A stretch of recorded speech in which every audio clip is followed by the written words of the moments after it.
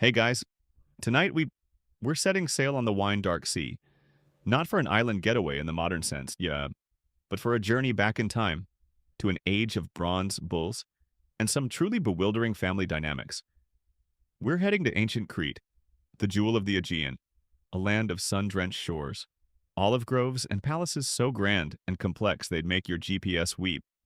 Imagine the scene: dolphins leaping in frescoes on vibrant palace walls, priestesses with enigmatic smiles, and athletes, male and female, vaulting over charging bulls with an elegance that defies belief. This is Minoan Crete, a civilization at its zenith, a place of art, trade, and seemingly endless sunshine. But beneath this glittering surface, a storm is brewing. A divine grudge is about to be nursed, and a rather unique civic problem is about to be born. One that will eventually require a very specialized, very confusing piece of urban planning. You probably wouldn't survive this particular Cretan holiday if you had an aversion to overly complicated divine soap operas, questionable interior design choices on a grand scale, or finding out your new neighbor has a bit of a headstrong personality. So, before you get comfortable, take a moment to like the video and subscribe, but only if you genuinely enjoy what I do here. And as always, I'd love to see where in the world you're joining me from tonight. So please drop your location and local time in the comments below. It's always a thrill to see how far these sleepy tales travel. Now, dim the lights, maybe turn on a fan for that soft background hum, and let's ease into tonight's journey together. You find yourself standing on the shores of Crete, the largest of the Greek islands, a long, rugged jewel set in the sparkling turquoise of the Aegean Sea. The air is warm, carrying the scent of wild herbs, thyme, oregano, sage, mixed with the salty tang of the sea and the distant, sweet perfume of blooming citrus or jasmine, depending on the season. Rolling hills covered in olive groves, their silver-green leaves shimmering in the gentle breeze, stretch inland towards more formidable, sun-baked mountains that form the island's spine. Vineyards cling to sunny slopes, promising future libations. Cypress trees, tall and dark, stand like sentinels against the impossibly blue sky. It's a landscape that feels ancient, storied, a place where myths could easily take root and grow as prolifically as the olive trees. Our focus, for now, is on the period known as the Bronze Age, specifically the flourishing of the Minoan civilization, which reached its peak roughly between 2000 and 1450 BCE. This wasn't a land of primitive huts. This was a sophisticated, vibrant culture, one of the earliest advanced civilizations in Europe. And at its heart, or at least its most famous and excavated center, was the magnificent Palace of Knossos. Imagine approaching it, not as the carefully preserved archaeological site you might visit today, but as a living, breathing complex. It's a sprawling, multi-storied structure, a maze of courtyards, corridors, grand staircases, private apartments, workshops, and vast storage magazines filled with giant pottery jars or pithoi that once held oil, wine, and grain. The walls are alive with color, vibrant frescoes depicting scenes of nature, with lilies and papyrus, dolphins and fish leaping in stylized waves. You see enigmatic figures with slender waists and elaborate hairstyles. Priestesses, perhaps? Or nobles engaged in processions and ceremonies? And, of course, those famous bull-leaping scenes. Young men and women somersaulting over the backs of charging bulls with astonishing agility and grace. The Minoan civilization flourished on Crete from approximately 2700 to 1450 BCE, renowned for its advanced art, distinctive architecture, and extensive maritime trade networks, with Knossos being its most significant and labyrinthine palace complex. What's particularly striking about Knossos and other Minoan palaces like Phaistos and Malea is the apparent lack of massive defensive fortifications, unlike the heavily walled citadels of Mycenaean Greece on the mainland. This has led some scholars to suggest that the Minoans enjoyed a period of relative peace, perhaps secured by their powerful navy, a concept known as a thalassocracy, rule by the sea.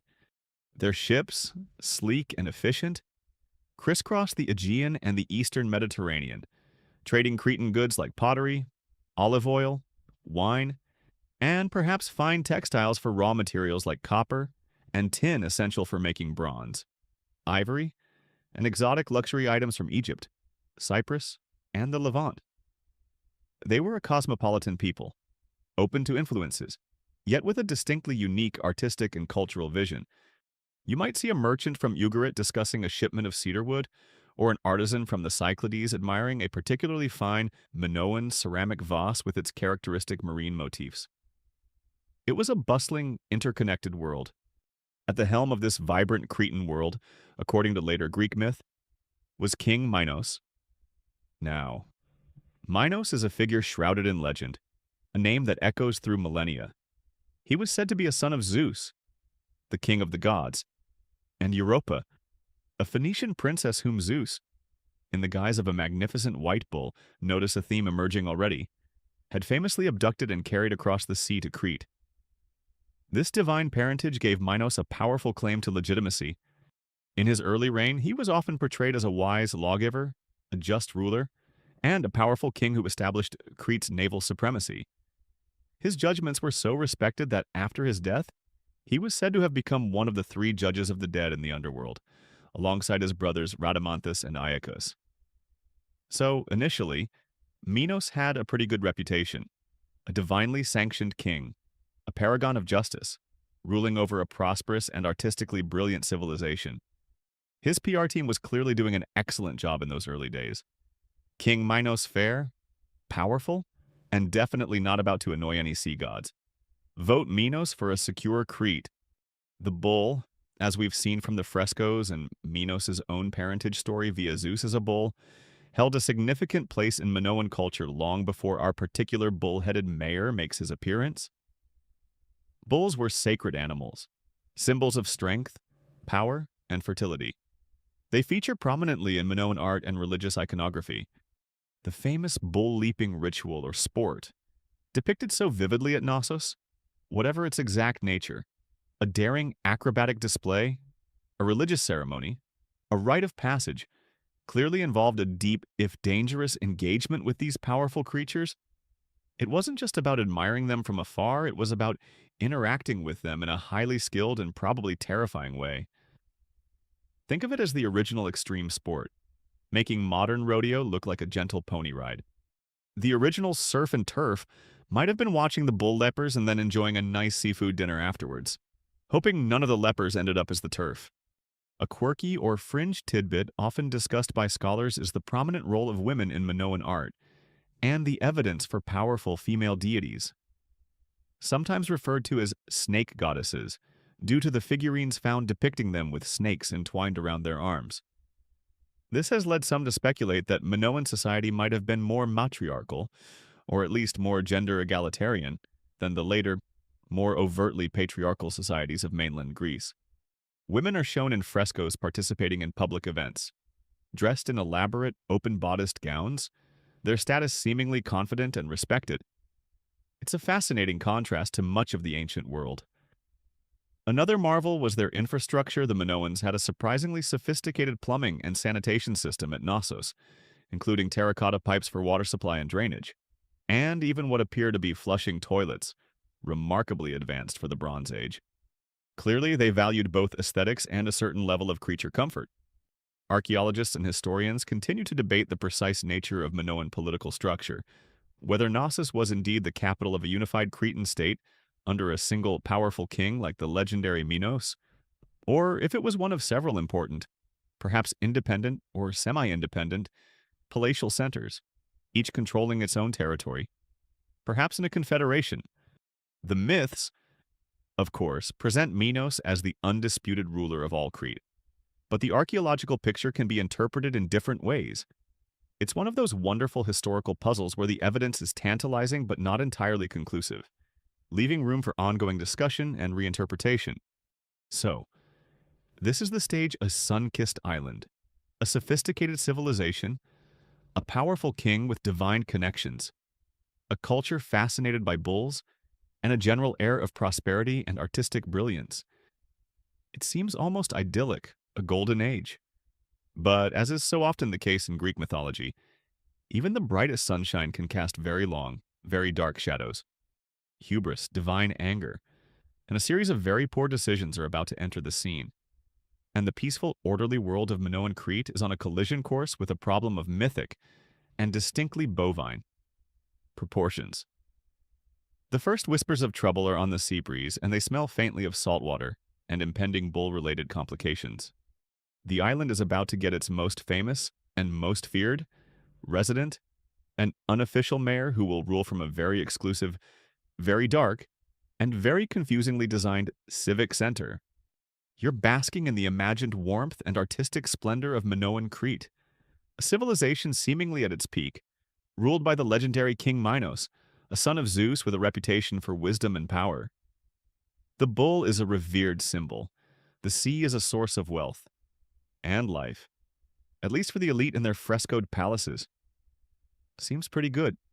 But as any student of Greek mythology knows, prosperity and divine favor can be fickle things, and human ambition often has a way of tripping over divine sensibilities. The stage is set for a classic tale of pride, a broken promise, and a truly spectacular, very personal, and rather hairy form of divine retribution. This is the story of how King Minos, in his desire to cement his rule, managed to get into some serious beef with Poseidon, the mighty god of the sea, and inadvertently set in motion a chain of events that would lead to a rather unique and problematic royal baby boom. Our story often begins with Minos seeking to solidify his claim to the throne of Crete. Perhaps there were rivals, maybe his brothers Rhadamanthus and Sarpedon, also sons of Zeus and Europa. Though their stories vary, were also in the running, or maybe he just wanted an undeniable sign of divine endorsement to silence any doubters among the Cretan nobility. So, Minos does what any ambitious ancient ruler with a direct line to the gods might do: he prays. He stands on the shores of Crete, the waves of the Aegean lapping at his feet, and he calls out to Poseidon, his great-uncle Zeus and Poseidon being brothers. He asks the Earthshaker, the master of the wine-dark sea, to send him a sign, a magnificent bull from the depths of the ocean, as an undeniable mark of his divine right to rule. And, in a crucial part of the bargain, Minos solemnly vows that he will then sacrifice this divine bull back to Poseidon, in honor of the god's power and generosity. Standard godly appeasement protocol. Really. "Hey, Uncle Poseidon," you can imagine Minos saying. "It's me, Minos. Things are good, but a little divine bling in the form of a super impressive bull would really help with the polls. I promise, cross my heart. Hope not to be turned into sea foam. I'll offer it right back to you. Pinky swear." Poseidon, perhaps in a good mood that day, or maybe just wanting to see if Minos is a man of his word, obliges, and how from the churning waves, a creature of breathtaking beauty and power emerges. This isn't just any bull, this is the Cretan bull, a bull so magnificent, so perfectly formed, so dazzlingly white in most accounts that it seems to radiate its own divine light. Its horns gleam, its muscles ripple, its eyes hold the deep wisdom of the ocean. It is, without a doubt, a bull worthy of a god, a clear and unambiguous sign of Poseidon's favor upon Minos. The people of Crete are awestruck. Minos is overjoyed. His claim to the throne is now unshakable. The gods themselves have endorsed him with this spectacular creature. So far, so good. The divine PR campaign is a roaring success. But then comes the fatal flaw, the moment of human weakness that so often turns triumph into tragedy in these old stories' hubris, mixed with a dash of greed and poor judgment. Minos looks upon this magnificent Cretan bull, this perfect specimen, and he is utterly captivated. It's too beautiful, too powerful, too much of a status symbol to simply sacrifice as promised. Surely, he reasons to himself, Poseidon, being a god of such vast power and owning countless herds beneath the waves, wouldn't miss this one bull. And think of the breeding stock. My herds will be the envy of the entire Aegean. So, in a decision that will have dire consequences, Minos decides to keep the divine bull for himself, adding it to his own royal herds. He then picks out a lesser bull, a perfectly ordinary, if still decent, animal from his existing stock, and sacrifices that one to Poseidon instead, hoping the god either won't notice or won't care about the substitution. Bad move. Minos? Very bad move. Gods, especially powerful ones like Poseidon, tend to notice when you try to pull a fast one with the divine offerings. It's like trying to pay your taxes with monopoly money and hoping the Olympian IRS doesn't audit you. Poseidon, of course, notices. And he is not amused. He is the god of the sea, earthquakes, and horses. He commands immense power, and he does not take kindly to being tricked or disrespected by a mere mortal king, even if that king is his own nephew. Poseidon was one of the 12 Olympian deities in Greek mythology, god of the sea, earthquakes, storms, and horses, known for his immense power and often tempestuous, vengeful nature when offended or slighted. His wrath, when provoked, could be truly terrifying.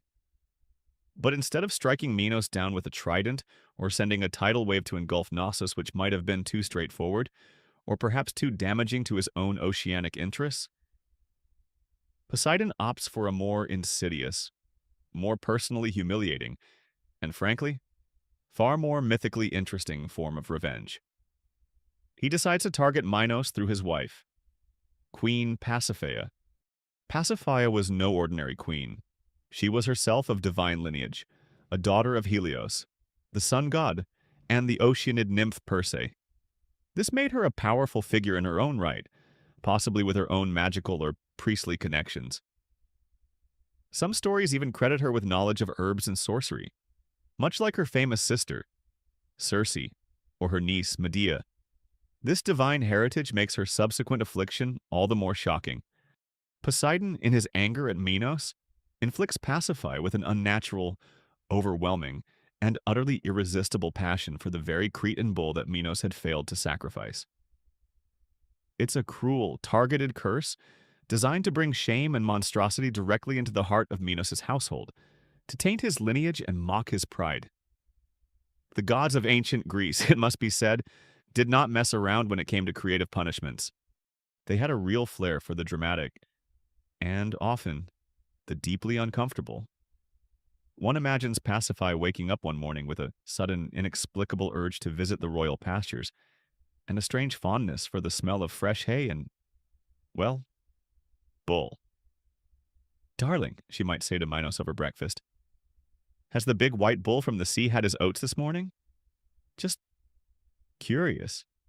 This is where the myth takes a turn towards the truly bizarre, the bovine surprise that will lead to our unofficial Cretan mayor. Overcome by this divinely inflicted desire, Pasiphae finds herself in an agonizing predicament. Her attempts to get close to the magnificent bull are, understandably, fraught with difficulty.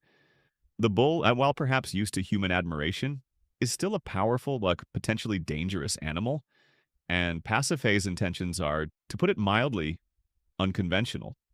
The details of how this unnatural union is eventually consummated are usually attributed to the ingenuity of another key figure, who will meet properly in the next section.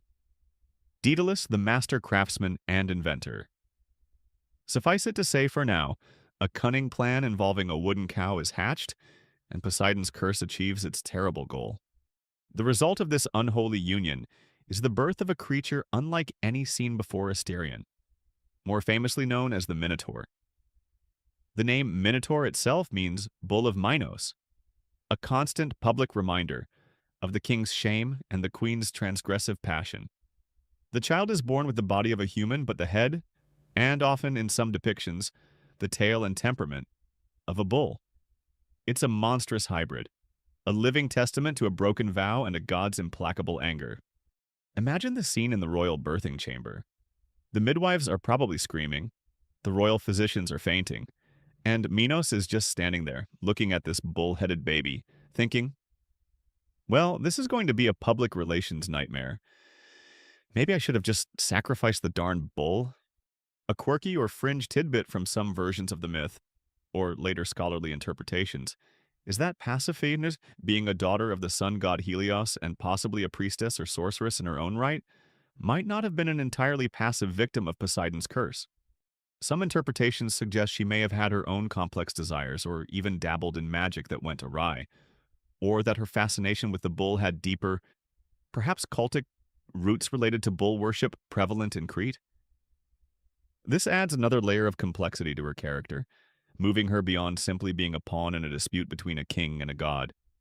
Whether the myth of the Cretan bull and Minos's broken vow reflects an earlier historical conflict over the importance of bull-related cults in Minoan religion, or is a symbolic representation of Cretan sea power and its necessary obligations to a primary sea deity like Poseidon, is a topic that mythologists and historians of religion continue to explore.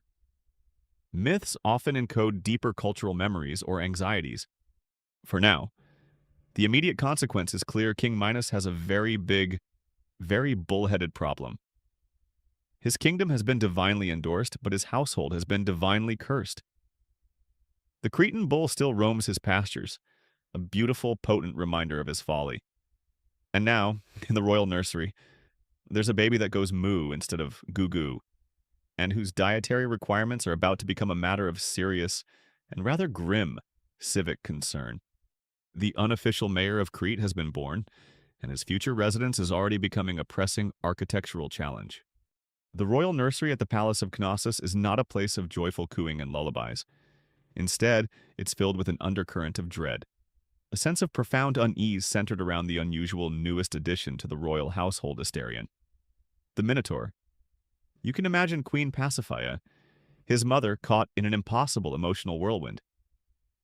On one hand, this is her child, born of her flesh. However unnatural the circumstances of his conception, maternal instincts, however conflicted, might still stir.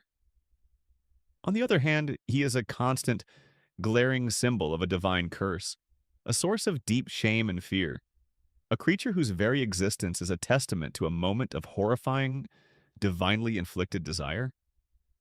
Her plight is a tragic one, a queen, a daughter of the sun god, now mother to a monster. She probably wasn't sending out birth announcements with "it's a boy-ish" written on them. King Minos, meanwhile, is facing a crisis of monumental proportions, both personal and political. His wife has given birth to a bull-headed thing. His own pride is shattered, his royal lineage tainted. The whispers must be starting already, both within the palace walls and perhaps even trickling out into the wider populace of Knossos. How does a powerful king, a supposed son of Zeus, maintain his authority and reputation when his household harbors such a monstrous secret? He can't exactly parade Asterion at official functions or list him in the line of succession. And next, we have Prince Asterion, who will now say a few words, or perhaps just bellow menacingly and try to eat the Parian marble balustrade. It's a disaster. Minos' immediate reaction is likely a potent cocktail of horror, shame, and fury. Fury at Poseidon for the cruel curse, fury at Pasiphae, however unfairly, given she was divinely compelled, and fury at his own foolish pride that led him to break his vow over the Cretan bull. But underlying all this, there's a pressing, practical problem: what to do with the Minotaur. As Asterion grows, it becomes clear he's not just a physically unusual child. He possesses immense strength and, according to most versions of the myth, develops a taste for human flesh. This isn't just a family embarrassment anymore, it's a public safety hazard of the highest order. He can't be allowed to roam free. He can't be integrated into society. Yet, Minos seems reluctant or unable to simply kill him. Perhaps there's a lingering fear of further enraging Poseidon, or even Helios Pasiphae's father. Or maybe, just maybe, there's a sliver of something else, and a complex, twisted sense of responsibility for this creature born of his own transgression and his wife's divine torment. Or perhaps he's just a pragmatist who realizes a live, contained monster might be useful later. We'll get to that. This is where Daedalus, the master craftsman, architect, and inventor, re-enters our story in a crucial role. Daedalus, as you might recall, was an Athenian of legendary skill, said to have learned his arts from Athena herself. He was so brilliant, in fact, that he incurred the jealousy of his own nephew and apprentice, Talos or Perdix, whom Daedalus, in a fit of envy over the boy's own burgeoning talents, supposedly murdered by throwing him from the Acropolis.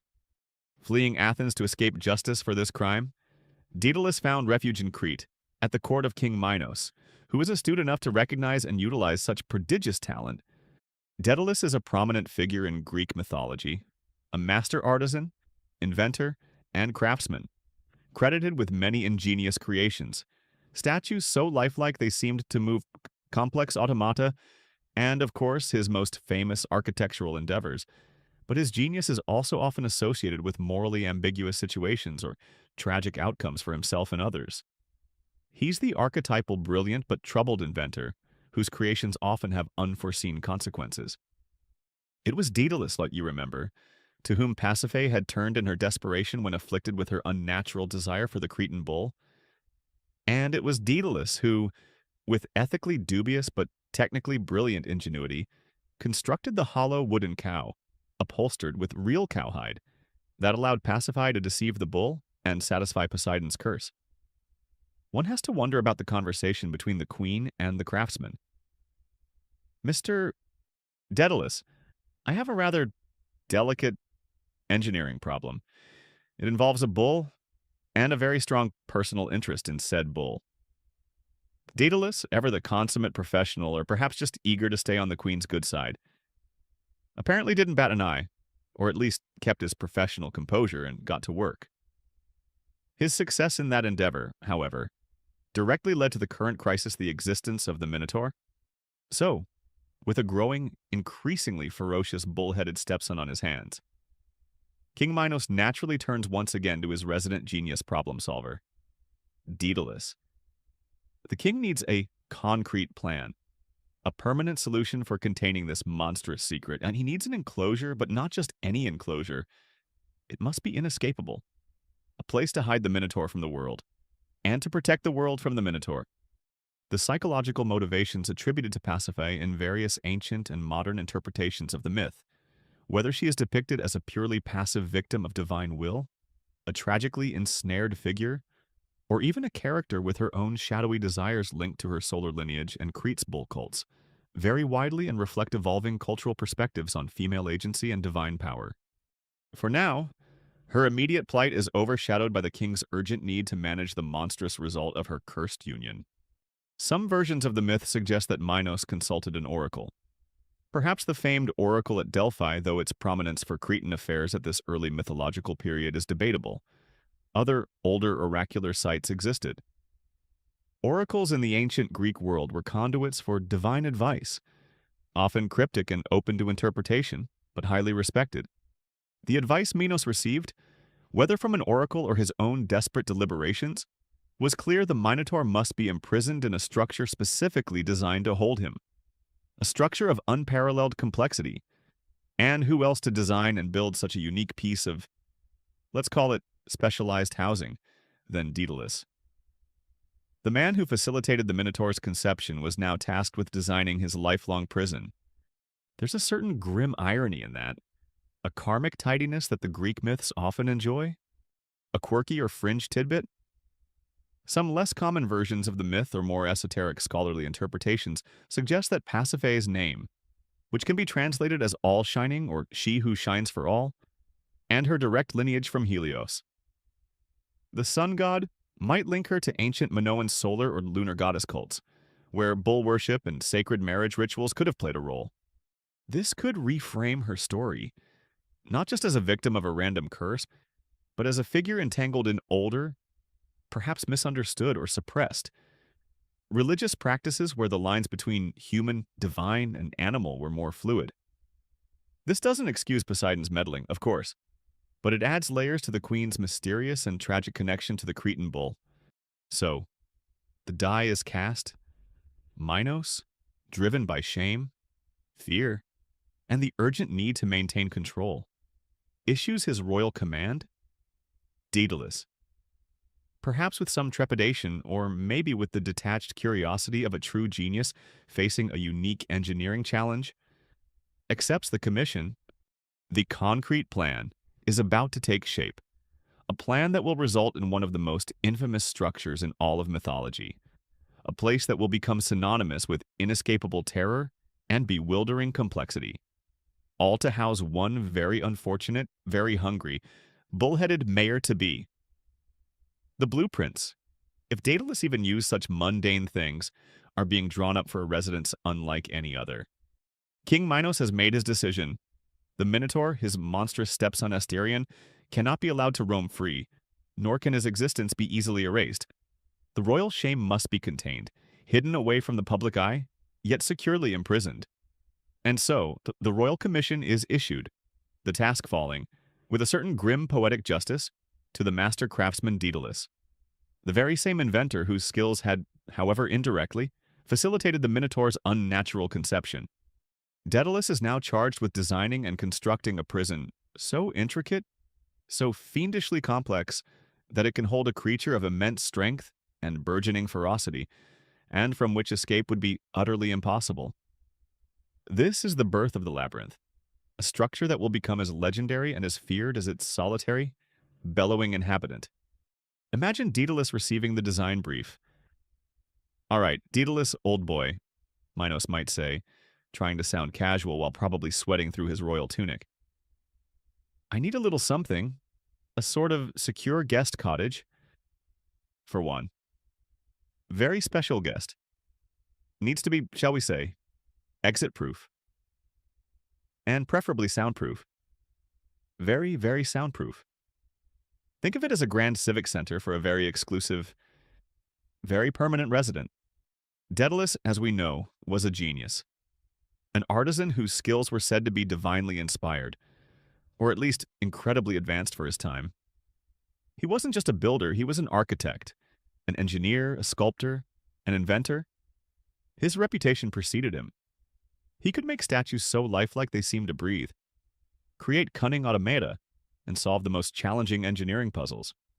The construction of the labyrinth would be his magnum opus, or perhaps his most infamous achievement, a monument to his skill and, arguably, to the moral compromises one sometimes makes when in the employ of a powerful, desperate king. One wonders if Daedalus ever thought, maybe I should have just stayed in Athens and taken my chances with that nephew-tossing charge.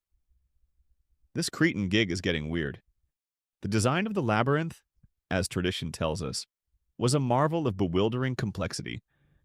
It wasn't just a strong cage, it was a maze of such intricate and devious construction that anyone who entered would become hopelessly lost, doomed to wander its endless, twisting passages until they succumbed to exhaustion, starvation, or one, of course, its primary resident.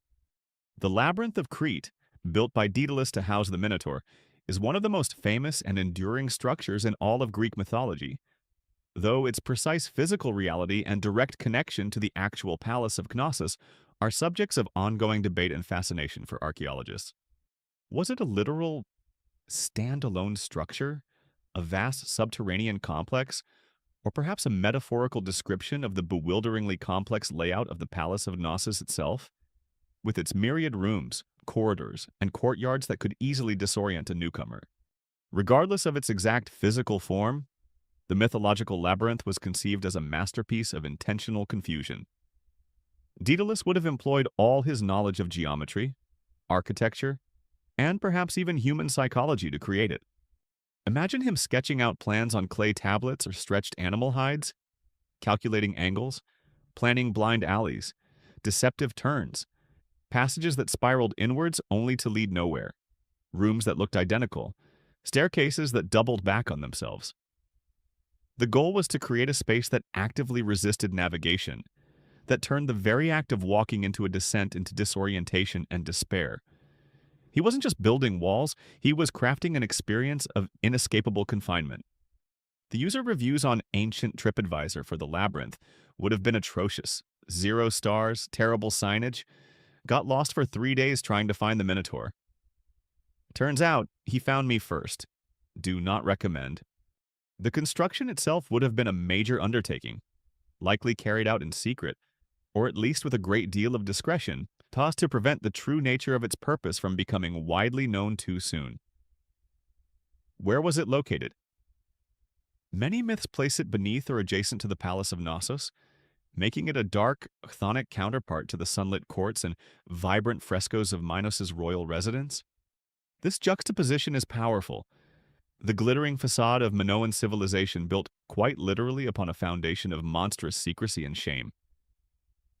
Imagine the laborers, sworn to silence, toiling in the dim light, quarrying stone, laying foundations, erecting walls according to Daedalus's baffling designs. perhaps wondering what manner of strange temple or treasury they were building, never guessing its grim purpose. The materials would likely have been stone, the readily available Cretan limestone, creating an atmosphere of cold, unyielding permanence. The passages would be narrow, perhaps in places oppressively low, designed more for containment than comfort. Light would be scarce, filtering in only through carefully placed vents or shafts, leaving much of the interior in perpetual twilight or utter darkness. The acoustics would be eerie. Every footstep, every drip of water, every distant bellow from its occupant, echoing and re-echoing through the convoluted corridors, further disorienting anyone trapped within. One of the fascinating paradoxes of the labyrinth's design is Daedalus's own relationship with it. Some versions of the myth suggest that he made it so incredibly complex that even he, its creator, could barely find his way out once it was completed. This emphasizes his almost superhuman skill, but also hints at the idea that such a creation can trap its own maker. Other accounts imply he retained the secret of its navigation, a knowledge that would later become crucial. His personal exit strategy was probably a closely guarded secret, perhaps involving a very long piece of string and a good memory, or maybe just avoiding certain corridors known to loop back to the Minotaur's favorite napping spots. Once completed, this civic center for one was ready for its sole, very special resident. The young Minotaur, Asterion, now presumably larger, stronger, and more ferociously untamable, would have been moved into his new, custom-built domain. One can only imagine the difficulty and terror of that operation.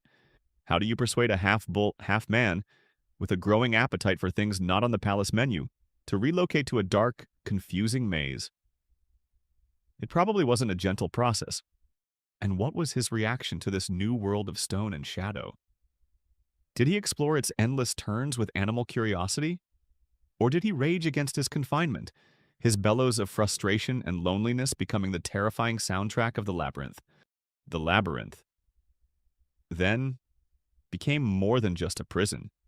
It became a symbol.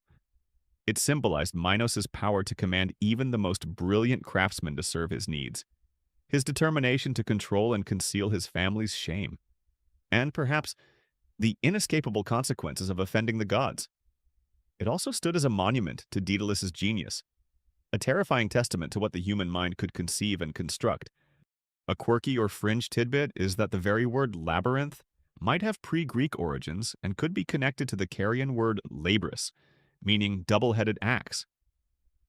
The double axe was a prominent sacred symbol in Minoan Crete, frequently depicted in the Palace of Knossos, which itself was sometimes referred to in later Greek writings as the House of the Double Axe. Yairos. This linguistic connection has led some scholars to theorize that the mythological labyrinth wasn't a separate structure but was, in fact, the Palace of Knossos itself, its complex, multi-roomed layout inspiring the myth of an inescapable maze.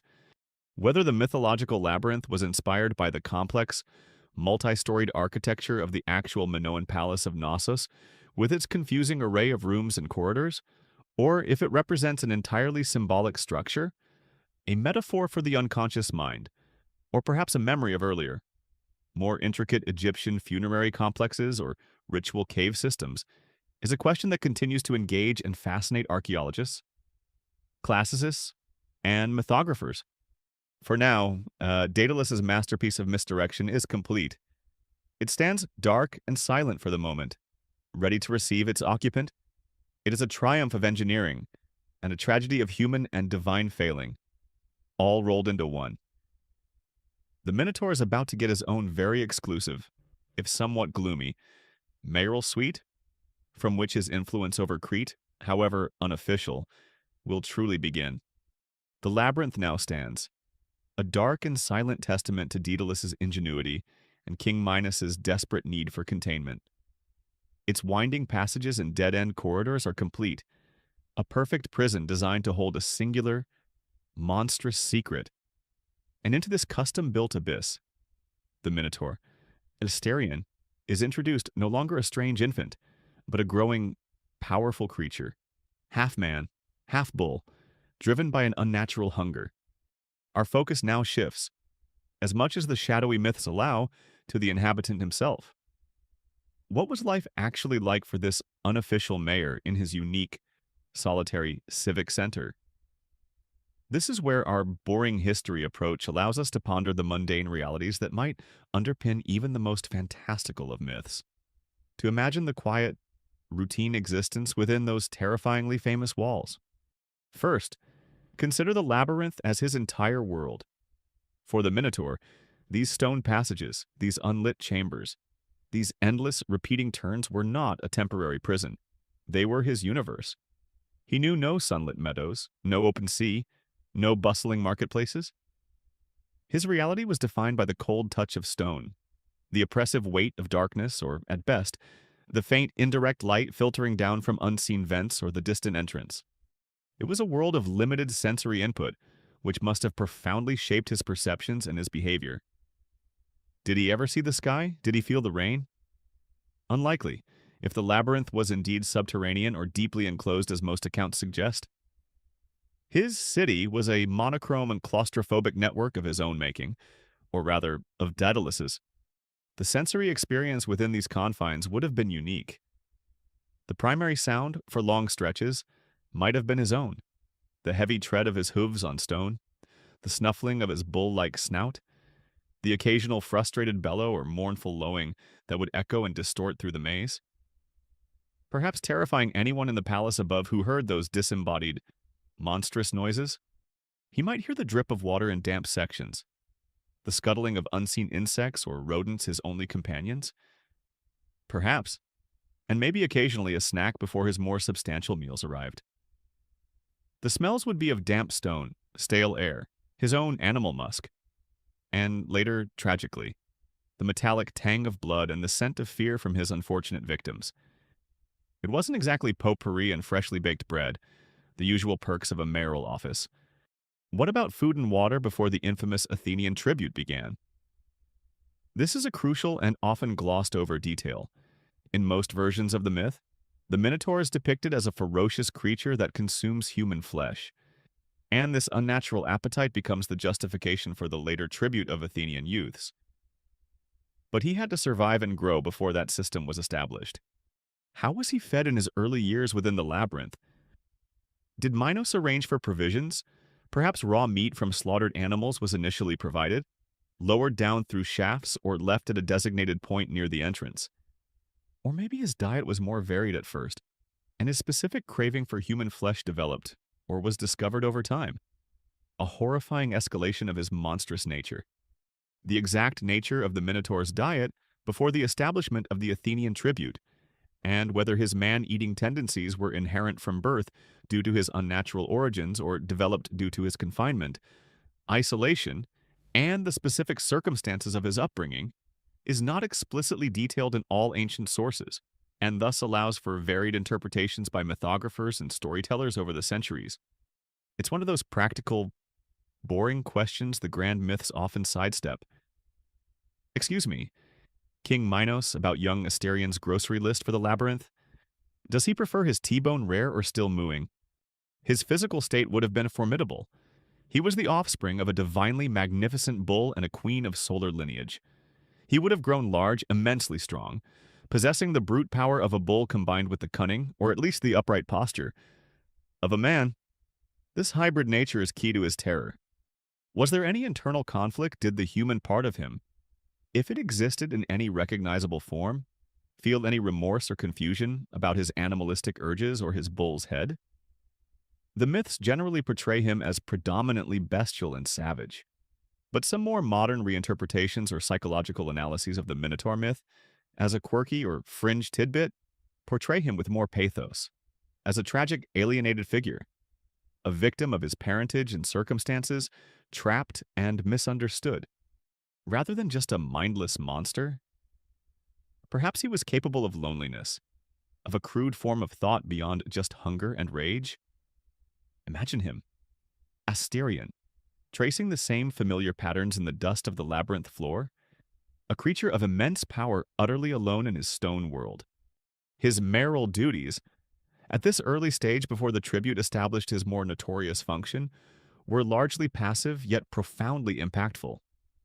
He was, first and foremost, the embodiment of Minos' hidden shame and a constant, terrifying secret that the royal family had to live with. His very existence was a political liability, a potential source of scandal, or even a challenge to Minos' authority if the full story got out. The labyrinth itself, this massive public works project, was entirely due to him. In this sense, he was already shaping Cretan policy and resources. A silent, unseen mayor whose needs dictated monumental construction and royal anxiety. His only constituents at this point were the walls of his prison, and perhaps a few terrified servants who left food at a safe distance. His primary civic contribution was being successfully hidden. The gradual development of his monstrous reputation would have started with those who knew of his existence.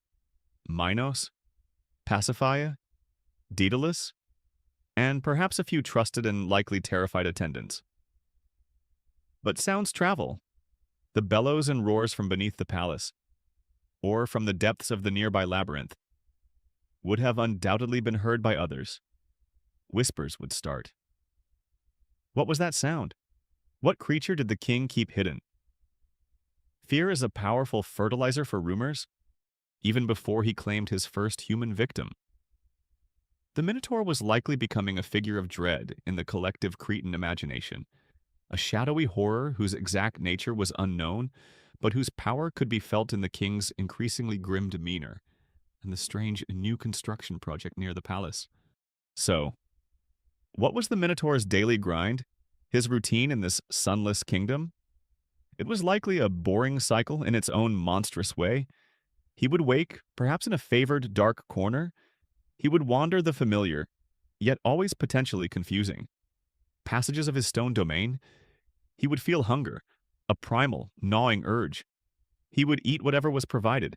He would perhaps bellow in frustration, loneliness, or rage, the sound swallowed by the labyrinth or echoing faintly to the world above. Then he would sleep again. Repeat. Day after day, night after night, in a timeless, seasonless twilight. It was an existence of pure, unadulterated monotony, punctuated only by the raw demands of his hybrid nature. His hobbies were probably limited to competitive echoing, advanced wall staring, and perhaps developing an encyclopedic knowledge of every crack and crevice in his immediate vicinity. Maybe he tried to get a pizza delivered once, but the delivery guy could never find the right corridor. Address third left, then right, then left again unless it's a Tuesday, then it's two rights. Just listen for the bellowing, you can't miss it. It was a lonely, thankless job, being the Minotaur, the original resident of Crete's most exclusive and least desirable gated community.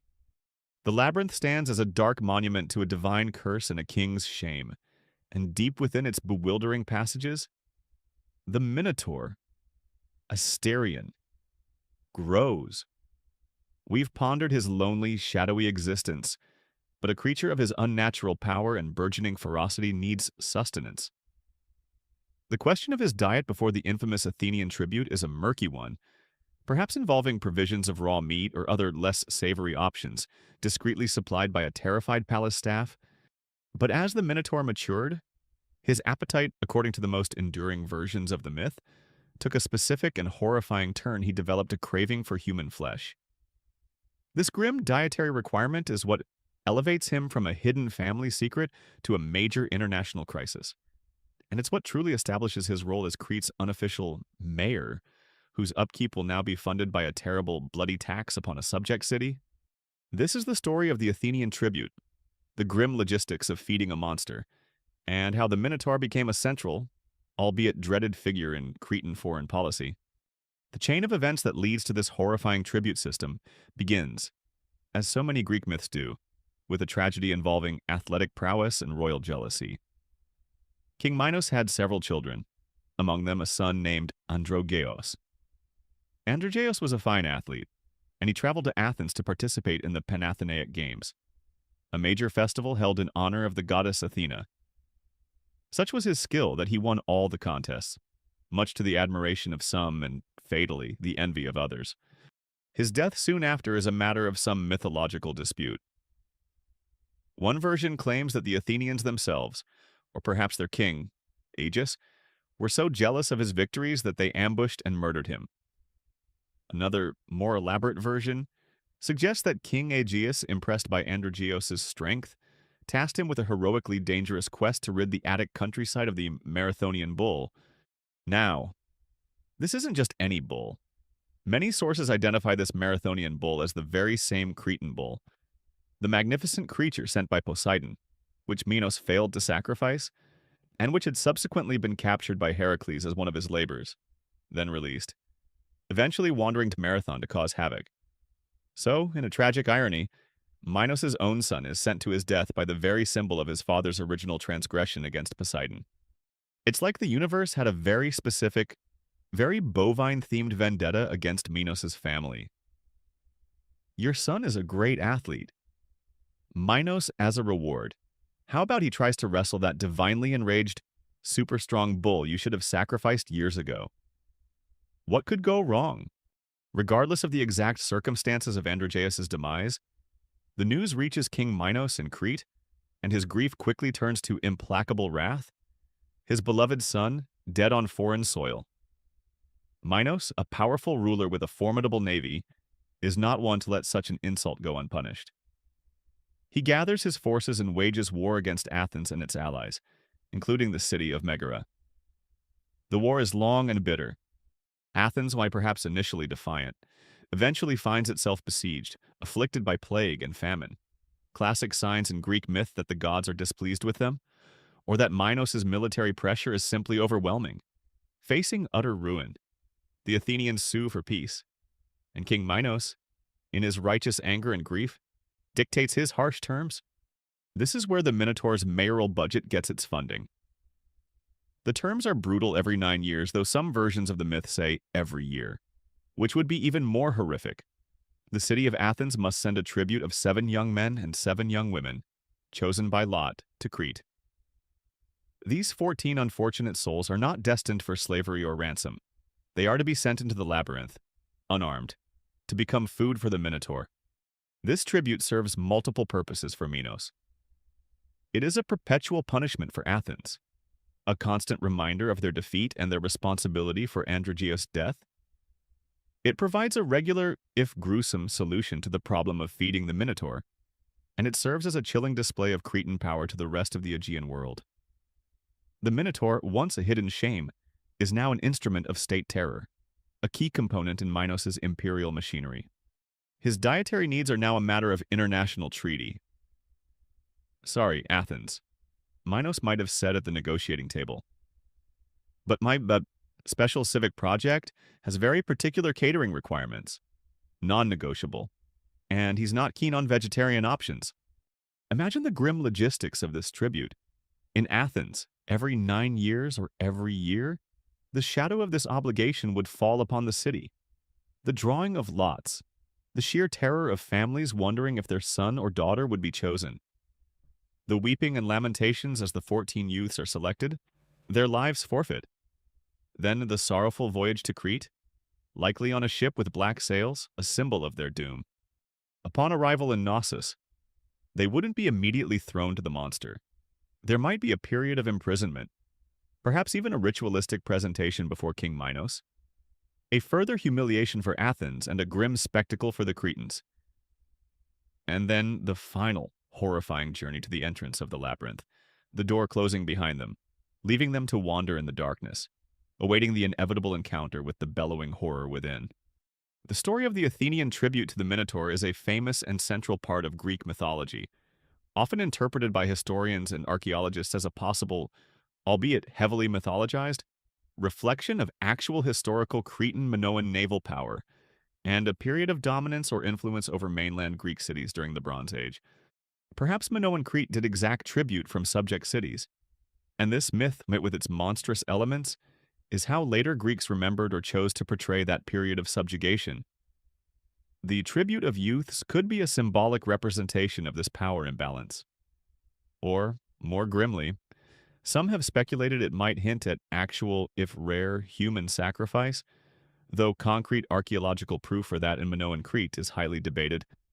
Whether the myth of the Athenian tribute to the Minotaur represents a memory of actual human sacrifice in Minoan Crete, a purely symbolic depiction of political subjugation and the extraction of resources. Or a later Greek propagandistic invention designed to cast the once powerful Cretans in a negative and barbaric light, remains a subject of intense and ongoing scholarly discussion. A quirky or fringe tidbit is that some scholars have tried to link the number 7 young men and 7 young women to astronomical cycles, specific cultic practices, or even the 7 gates of the underworld in some mythologies. The 9-year interval for the tribute in some versions has also been connected to possible Minoan calendrical systems or cycles of kingship. These interpretations are highly speculative, but add another layer of intrigue to the precise details of the myth, suggesting that even the numbers might have held a deeper, now obscure, symbolic meaning? Perhaps it was just a number that sounded suitably solemn and tragic for a recurring offering. 7 of each, Minos. Why not 6 or 8? Is there a divine discount for a baker's dozen? But, for victims. For the Minotaur himself. This tribute system means a change in his mayoral circumstances. He is no longer just a passively contained secret. He now has a defined, if horrific, civic function. He is the recipient of a regular state-sanctioned food supply. His existence is now formally acknowledged, at least in terms of its consequences for Athens. He has, in a very dark sense, become a key part of Crete's infrastructure, like a very macabre waste disposal unit that also serves as a tool of foreign policy. His lair, the labyrinth, is not just his prison, but also the execution chamber for Athens' best and brightest young people. His approval rating among the Athenians was presumably abysmal, but for Minos, he was, perhaps, a grimly effective, if unofficial, enforcer of Cretan dominance. The Minotaur wasn't just a monster anymore, he was a political statement with a very specific appetite, and his menu was dictated by the king. The main attraction of Crete now had a steady, if unwilling, stream of visitors. The Athenian tribute is now a grimly established reality. Every few years, a ship with black sails delivers its sorrowful cargo of young men and women to Crete, destined for the labyrinth and its monstrous inhabitant, the Minotaur. Mr. Mayor of his dark, winding domain is regularly fed, and King Minos has a potent tool for keeping Athens in a state of fear and subjugation. But the influence of this bull-headed anomaly and the architectural marvel built to contain him likely extended far beyond Crete's foreign policy with Athens. Let's ponder how the very existence of the Minotaur, lurking at the heart of Minos' kingdom, might have served as an unspoken set of rules, a powerful instrument for maintaining island order and bolstering the king's own authority among his Cretan subjects.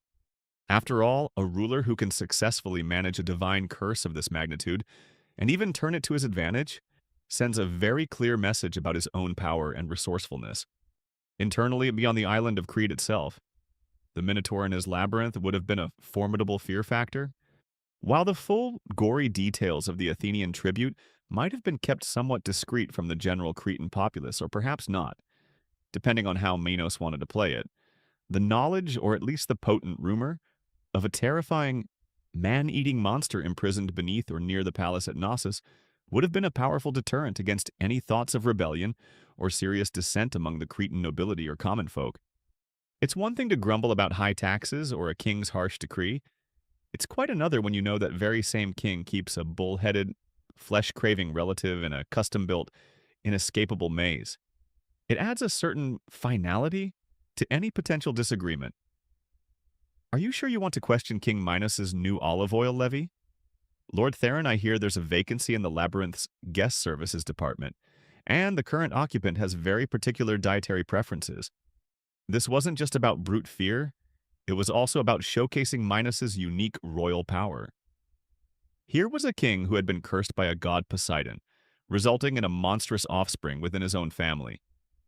Yet, instead of being destroyed by this divine displeasure or a societal shame, Minos had managed it. He had commanded the greatest inventor of the age, Daedalus, to construct an unparalleled architectural wonder to contain the problem. He had, in a sense, tamed the chaos, or at least put it in a very secure, very confusing box. This demonstrated not weakness, but an extraordinary capacity to control even the most unnatural and dangerous of situations. Only a truly great king, favored by other gods perhaps like his father Zeus, could achieve such a feat. The labyrinth and its inhabitant became a dark testament to Minos's resourcefulness and his ability to impose order on a divinely disordered world. It's like owning a very, very dangerous guard dog that only you can control. It certainly makes your neighbors think twice before letting their own hounds dig under your fence. The mystery and awe surrounding the labyrinth would also have enhanced the mystique of Minos's rule. What exactly went on in there? How was the Minotaur fed before the Athenian tribute? A question that probably had some very unsettling, locally sourced answers, or was just not spoken of. The less that was definitively known, the more potent the rumors and the fear could become. The labyrinth wasn't just a prison, it was a symbol of the unknown, the dangerous, the liminal space between the human and the monstrous, all under the king's ultimate authority. King Minos of Crete is often depicted in Greek tradition not only as the keeper of the Minotaur, but also as a powerful lawgiver and the ruler of a significant naval empire, a thalassocracy that dominated the Aegean. His ability to maintain such a powerful, orderly kingdom on the surface, while managing such a dark secret at its heart, would only add to his legendary status. So, the unofficial mayor in the maze didn't need to make public pronouncements or issue decrees. His very existence, his unseen but keenly felt presence, dictated certain unspoken rules for the inhabitants of Crete. Rule number 1. King Minos is in charge, and he can handle things far more terrifying than your petty grievances. Rule number 2. Don't ask too many questions about what goes on in the labyrinth, or what those occasional distant bellows might mean. Rule number 3. Be grateful for the peace and prosperity Minos provides, because the alternative, the chaos represented by the Minotaur, is too horrific to contemplate. His presence was a constant, low-level thrum of terror that probably kept Crete's crime rate astonishingly low. You stole a loaf of bread. Minos is considering relocating you to a new, very central, if somewhat dark, housing unit with a rather unique roommate. Suddenly, that stale crust looks pretty good, doesn't it? Beyond direct fear, the Minotaur and his labyrinth might also have served a more subtle role in Cretan religious life or social cohesion. The containment of a monstrous, chaos-representing creature could be seen as a constant ritual act performed by the king on behalf of his people, maintaining Mayat or cosmic order, much like the Egyptian pharaohs. The ongoing management of this divine curse could have become part of the state cult, a burden the king bore to protect his people. This, of course, is speculative, as the myths primarily focus on the Athenian perspective and the heroic narrative of Theseus. But from a Cretan viewpoint, the situation would have been perceived differently. A quirky or fringe tidbit is that some ancient writers, like Diodorus Siculus, in their attempts to rationalize the more fantastical elements of Greek mythology, offered alternative, less monstrous explanations for the Minotaur and labyrinth. For instance, Diodorus suggests that Taurus, meaning bull in Greek, was the name of a cruel and powerful general in Minos' service, who treated Athenian captives harshly in a regular prison. In this version, the labyrinth was simply a very complex jail, and the Minotaur was a man, not a monster.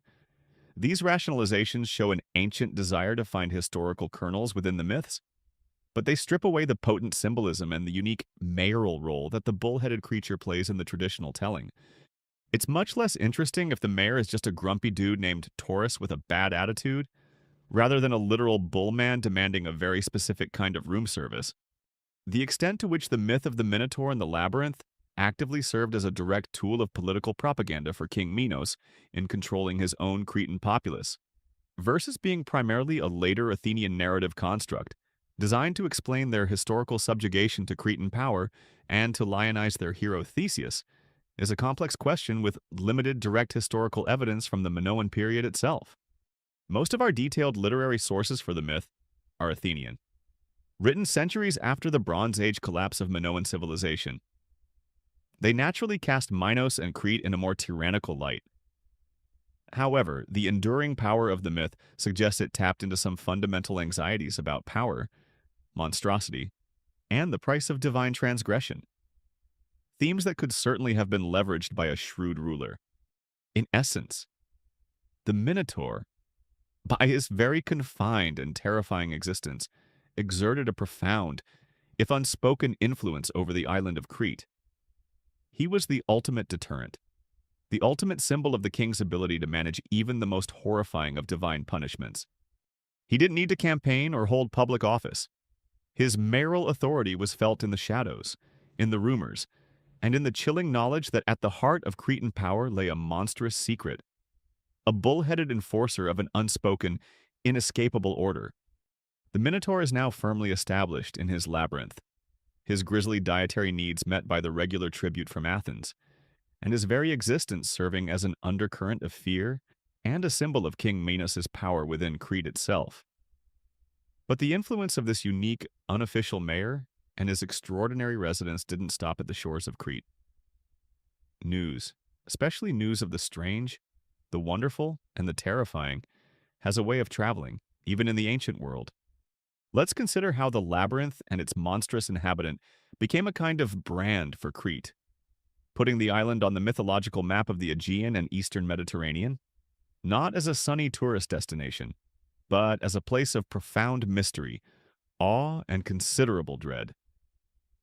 This was terror-based tourism in its most primal form, not attracting visitors to see the sights, but ensuring that everyone knew about the site and perhaps thought twice about crossing its owner. How would word of such a marvel, or rather horror, spread? Minoan Crete, as we know, was a major maritime power with extensive trade contacts throughout the Aegean, reaching Egypt, the Levant, Cyprus, and mainland Greece. Sailors are notorious storytellers, and a tale as potent as a bull-headed man living in an inescapable maze beneath the palace of the mighty King Minos would have been prime material for sharing in dockside taverns from Tyre to Turin's. Traders, carrying Cretan pottery or olive oil, would also carry these whispers, these fragments of unsettling news. The more secretive Minos tried to be about his stepson, the more potent the rumors might become when snippets inevitably leaked out. "You won't believe what I heard in Knossos," a sailor might begin, his voice low. "They say the king keeps a thing in a maze under the palace, bellows like a bull, and it ain't picky about its dinner." Then, of course, there was the Athenian tribute itself. Every 9 years or annually, depending on the version, a ship with black sails would make its sorrowful journey. The selection of the youths, their departure from Athens, their arrival in Crete, their grim fate, these were public, recurring events, at least from the Athenian perspective. The crews of these tribute ships, if any survived to return perhaps after delivering their cargo and then being allowed to leave, though the myths are usually silent on this detail, would have chilling tales to tell, even if they only saw the forbidding entrance to the labyrinth or heard the distant roars. Their accounts would fuel the legend. The families of the victims in Athens would mourn, and their grief would keep the story of the Minotaur alive, a testament to Cretan cruelty and Athenian suffering. So Crete, under King Minos, becomes synonymous not just with naval power, fine pottery, and bull leaping, but with this dark, central mystery, the labyrinth and its monstrous mayor.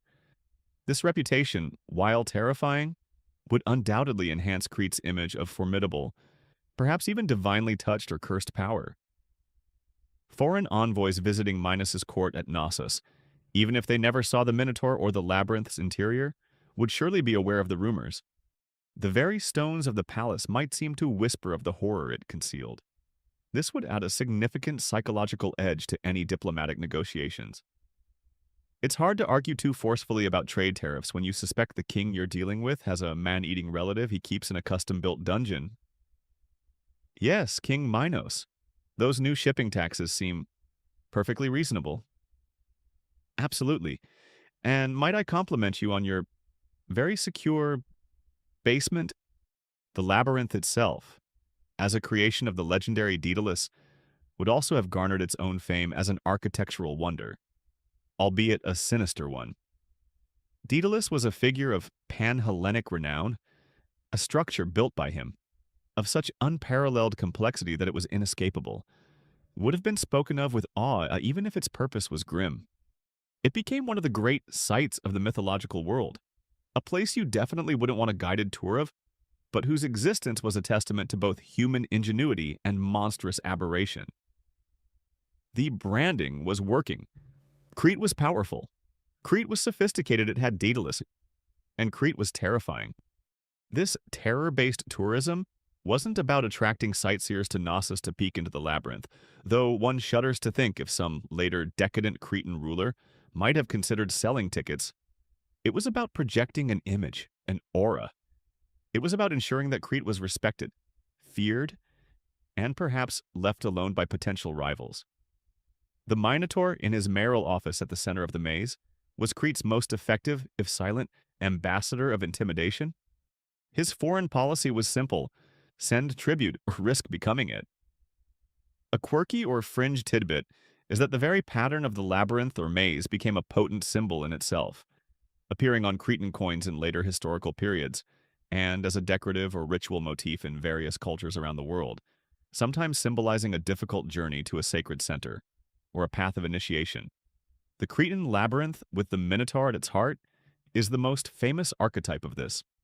It suggests that the story, and its central terrifying image, resonated far beyond a simple folktale. Whether the Minoans themselves actively cultivated a reputation for inscrutability, hidden power, or even ritualistic fierceness to deter potential rivals like the rising Mycenaeans on the mainland, or if the later Greek myths, including the Dark Minotaur story, retrospectively painted them as such to explain their own eventual supplanting of Minoan dominance, is a complex matter debated by scholars examining Minoan diplomacy, art, and religious iconography. Minoan art often appears vibrant, peaceful, and nature-loving, with its dolphins, lilies, and graceful bull leapers. This contrasts sharply with the grimness of the Minotaur myth. It's possible the myth reflects a later, perhaps hostile mainland Greek perception of an older, alien, and ultimately superseded Cretan power. Or perhaps both aspects were true. A sophisticated, artistic civilization that also had a darker, more formidable side to its power structures and religious beliefs. Regardless of its historical underpinnings, the mythic branding was incredibly effective. The Minotaur and his labyrinth became inextricably linked with Crete, defining its image in Greek mythology for centuries. Even today, when we think of ancient Crete, Knossos, and King Minos, the shadow of the bullman in the maze looms large. He is, in many ways, still Crete's most famous unofficial mayor, the island's primary mythological export, a brand built on a foundation of divine anger, human ingenuity, and monstrous appetite. You wouldn't put his face on a tourist brochure with the slogan, "Visit Crete, home of the Minotaur, he's dying to meet you." But his presence certainly made the island unforgettable. The labyrinth is built. The Minotaur is securely for now ensconced as its soul, bellowing mayor, and the Athenian tribute ensures his larder is regularly, if grimly, stocked. King Minos has, in a way, managed his monstrous problem, transforming a family shame into an instrument of state power and international terror. But what of Daedalus, the genius architect and inventor who made all this possible? His service to King Minos, particularly in designing the labyrinth, and earlier in assisting Queen Pasiphae with her bovine liaison, had made him privy to the deepest, darkest secrets of the Cretan court. Such knowledge, in the hands of a brilliant and potentially disgruntled employee, could be dangerous. And Daedalus, it seems, eventually tired of his Cretan sojourn and yearned to return to his native Athens, or perhaps just to escape the oppressive atmosphere of Minos's increasingly tyrannical rule. This sets the stage for one of the most famous escape stories in all of mythology, the flight of Daedalus and his son, Icarus. The Minotaur's mayoral project had ensnared its own creator, and now that creator was about to stage a dramatic flying exit. After the completion of the labyrinth, Daedalus found himself in a gilded cage. Minos, recognizing the immense value of Daedalus's skills and, more importantly, fearing that the architect might reveal the secrets of the labyrinth, such as its escape route, if one existed that only Daedalus knew or the sordid details of the Minotaur's origins to rival kingdoms, refused to grant him permission to leave Crete. Daedalus and his young son. Icarus, whose mother was Naukrite, a slave woman in Minos's court, were effectively prisoners on the island, albeit likely living in relative comfort due to Daedalus's status. The great inventor who had designed the ultimate prison now found himself imprisoned. A delicious irony not lost on the tellers of myths.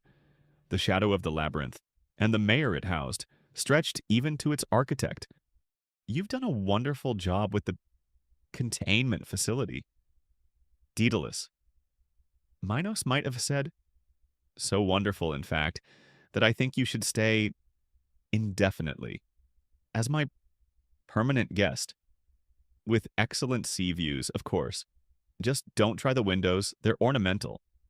But Daedalus's inventive mind could not be so easily confined. If Minos controlled the land and the sea, effectively blockading any conventional escape by ship, then Daedalus would have to find another way. His gaze turned, as it so often did, to the natural world for inspiration, and to the possibilities of human ingenuity transcending apparent limitations. He decided they would escape by air, a daring, unprecedented plan. He began to collect feathers, perhaps from birds along the shore or molted feathers gathered secretly over time. He then set about meticulously constructing 2 pairs of wings. Imagine him in his workshop, surrounded by feathers of all sizes, carefully sorting them, arranging them, binding them together at their bases with linen thread, and then, crucially, securing them row upon row with beeswax. It would have been a painstaking process, requiring immense patience and precision. He was, in essence, reverse engineering a bird, creating artificial wings capable of bearing human weight.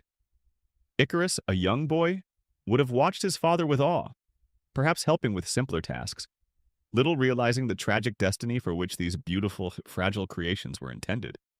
When the wings were finally complete, Daedalus fitted 1 pair to his own shoulders and the other to Icarus. Then came the moment of truth, and the famous, poignant warning. Daedalus, the experienced craftsman, understood the delicate balance required. He cautioned Icarus sternly, "My son," he would have said, his voice filled with a mixture of hope and trepidation.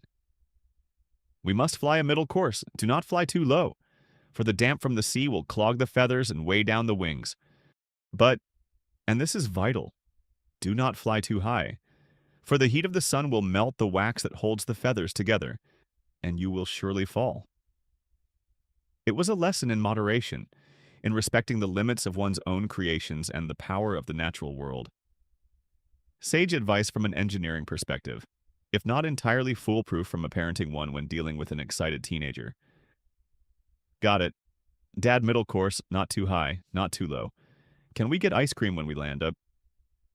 Wait. Then, they launched themselves into the air, perhaps from a high cliff or the roof of their dwelling, flapping these man-made wings.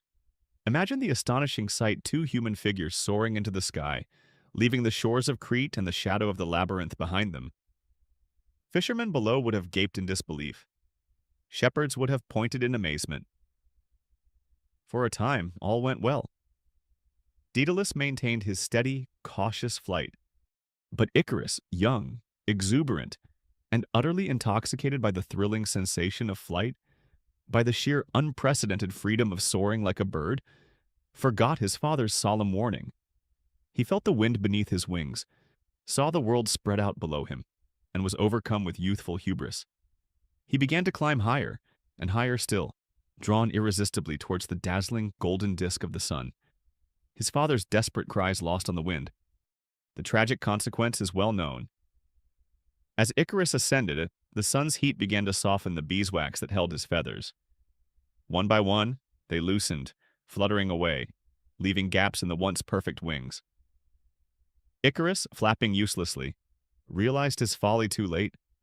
He plunged from the sky, down, down, into the sea below, which thereafter, according to the myth, was named the Icarian Sea in his memory.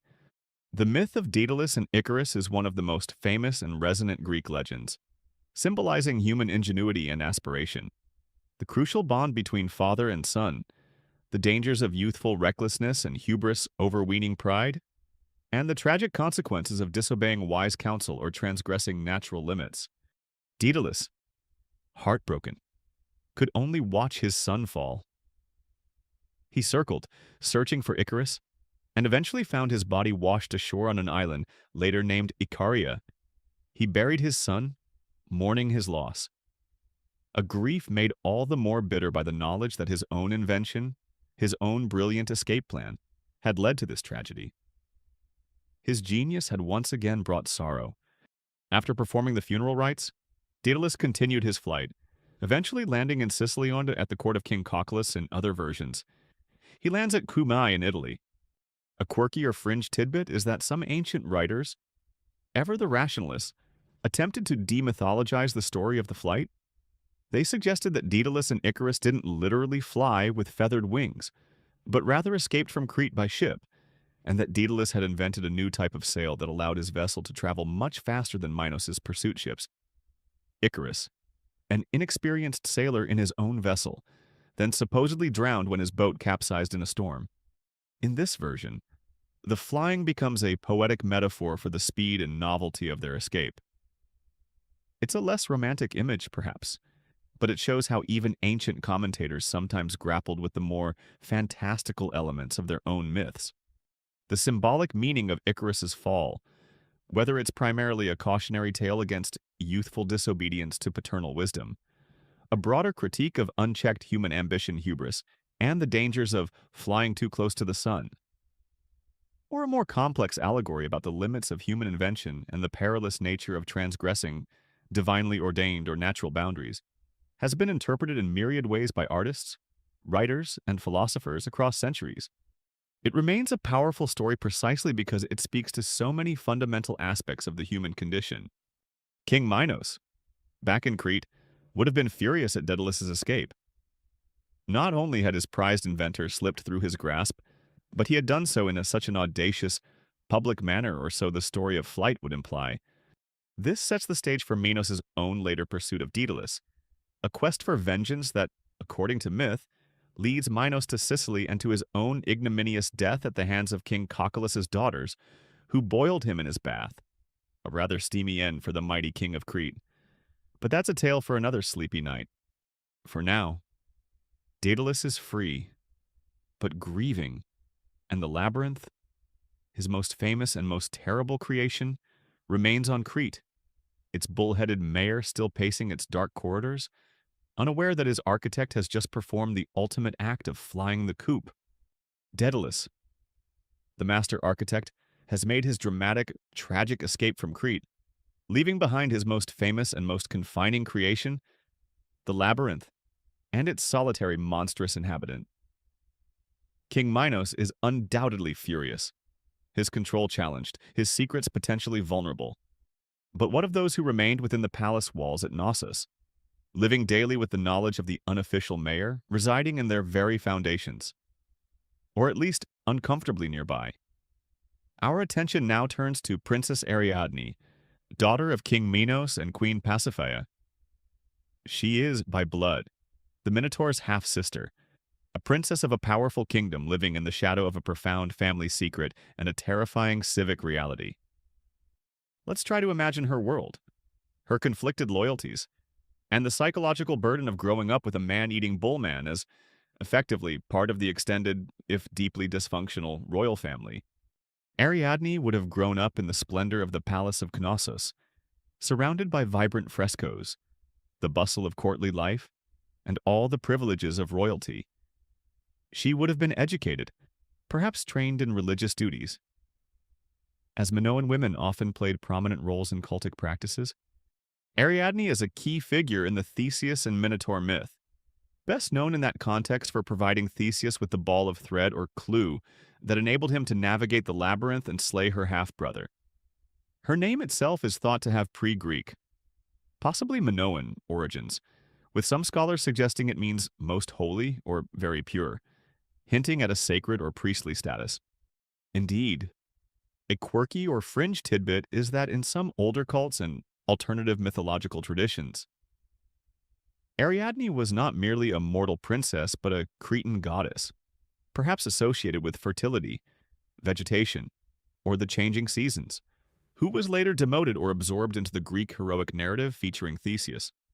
Her later mythological fate, being abandoned by Theseus on the island of Naxos and then becoming the divine consort of the god Dionysus, also strongly suggests an original divine or semi-divine status.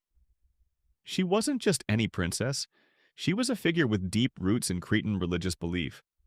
Imagine this young woman, steeped in the religious and cultural life of Minoan Crete, living with the constant underlying knowledge of what lay hidden within or beneath the palace. What was her relationship, if any, with her half-brother, the Minotaur Asterion?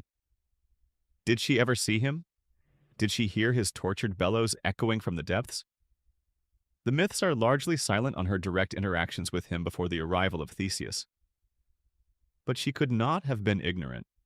She would have known of her mother Pasiphae's tragic, divinely inflicted passion, the shame and secrecy surrounding the Minotaur's birth, and the grim necessity of the labyrinth. This wasn't just a distant rumor for her. It was an intimate family horror. A monstrous mayor whose office was located directly in City Hall's basement. Trying to explain her family tree at a royal debutante ball in another kingdom must have been a nightmare. Yes, my father is King Minos, son of Zeus. My mother is Pasiphae, daughter of the sun god Helios. And my half-brother? Well, he's in specialized civic infrastructure management. Very important. Mostly works underground and prefers not to have visitors unless they're Athenian. Her feelings towards the Minotaur himself must have been incredibly complex. Was there any sliver of pity for this creature, born of a divine curse, condemned to a life of darkness and monstrous appetite? He was, after all, her mother's son. Or was it pure revulsion and fear? A desire to see this blight upon her family and her kingdom eradicated the nature of Ariadne's relationship with the Minotaur himself, whether she viewed him with any degree of familial pity, or solely as a monster from whom she wished to save victims, is not explicitly detailed in most ancient sources, leaving it open to considerable artistic and literary interpretation over the centuries. Later portrayals often emphasize her compassion for the Athenian victims, which motivates her to help Theseus, but her feelings about Asterion remain more ambiguous. Then there was the Athenian tribute. Ariadne would have witnessed, every 9 years or annually, depending on the mythic cycle, the arrival of those 14 terrified young Athenians, destined for the labyrinth. She would have seen their despair, heard their lamentations. For a princess who might also be a priestess, a figure potentially connected to concepts of life and fertility, this recurring ritual of human sacrifice, even if to a family member of sorts, must have been a profound moral and emotional burden. Did she attend the grim ceremonies, if any, that preceded their entry into the labyrinth? Did she try to avert her gaze, or did the horror of it begin to plant seeds of rebellion in her heart? Living with this kind of state-sanctioned atrocity, an atrocity that directly served the mayoral needs of her half-brother, would surely weigh heavily on a sensitive soul. Her therapy sessions, had such things existed in Minoan Crete, would have been legendary. So, princess, tell me about your family. Any unusual dynamics? Well, doctor, where do I even begin? Her relationship with her parents would also have been shaped by this dark secret. Did she discuss it with her mother? Pasiphae. Did they share a silent grief or shame? Pasiphae herself is a tragic figure, but how did she relate to her monstrous son once he was imprisoned?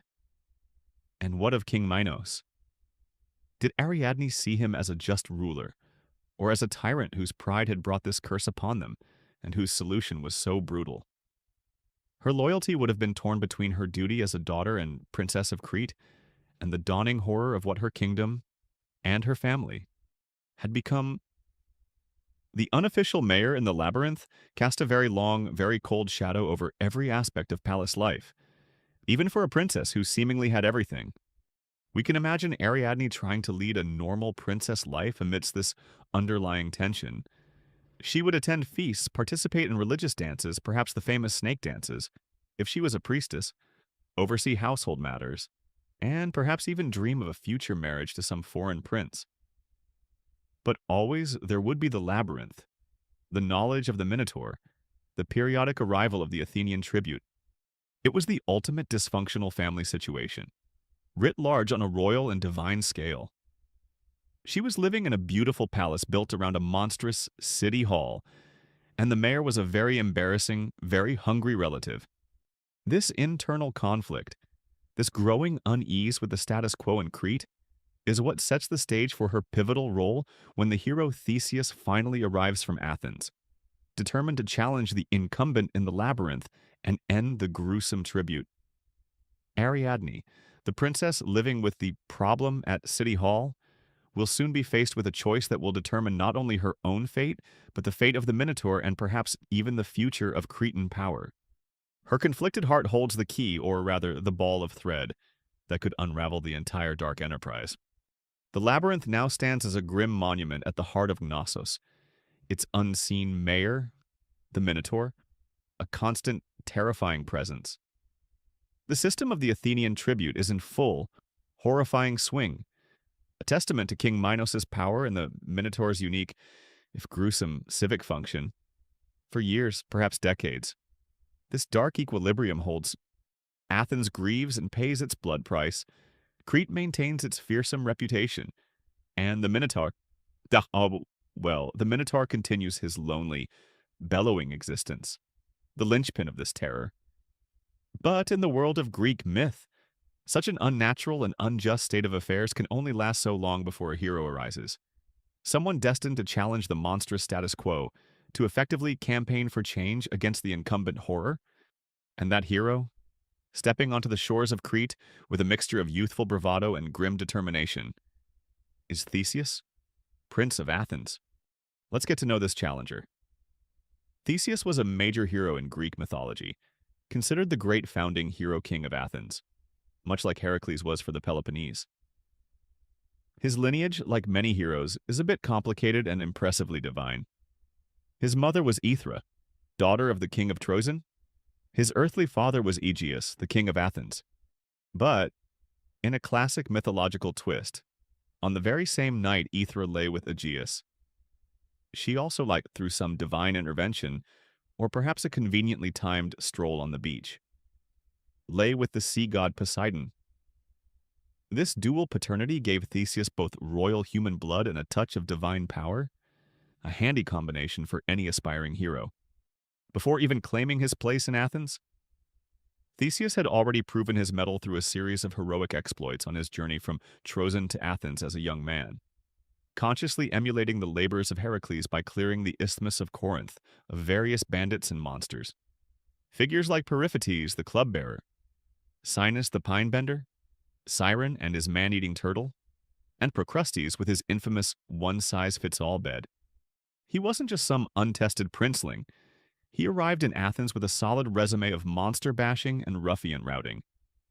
His LinkedIn profile would have been impressive: skills bandit disposal, legendary bed adjustment, divine parentage negotiable, seeking throne, further heroic opportunities, heroic.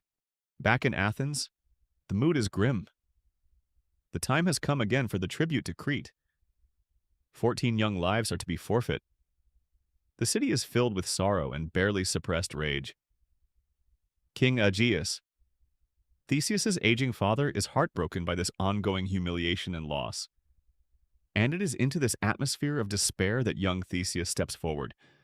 Filled with a hero's righteous anger and a prince's sense of duty to his people, he makes a stunning announcement: he will volunteer to be one of the 7 young men sent to Crete.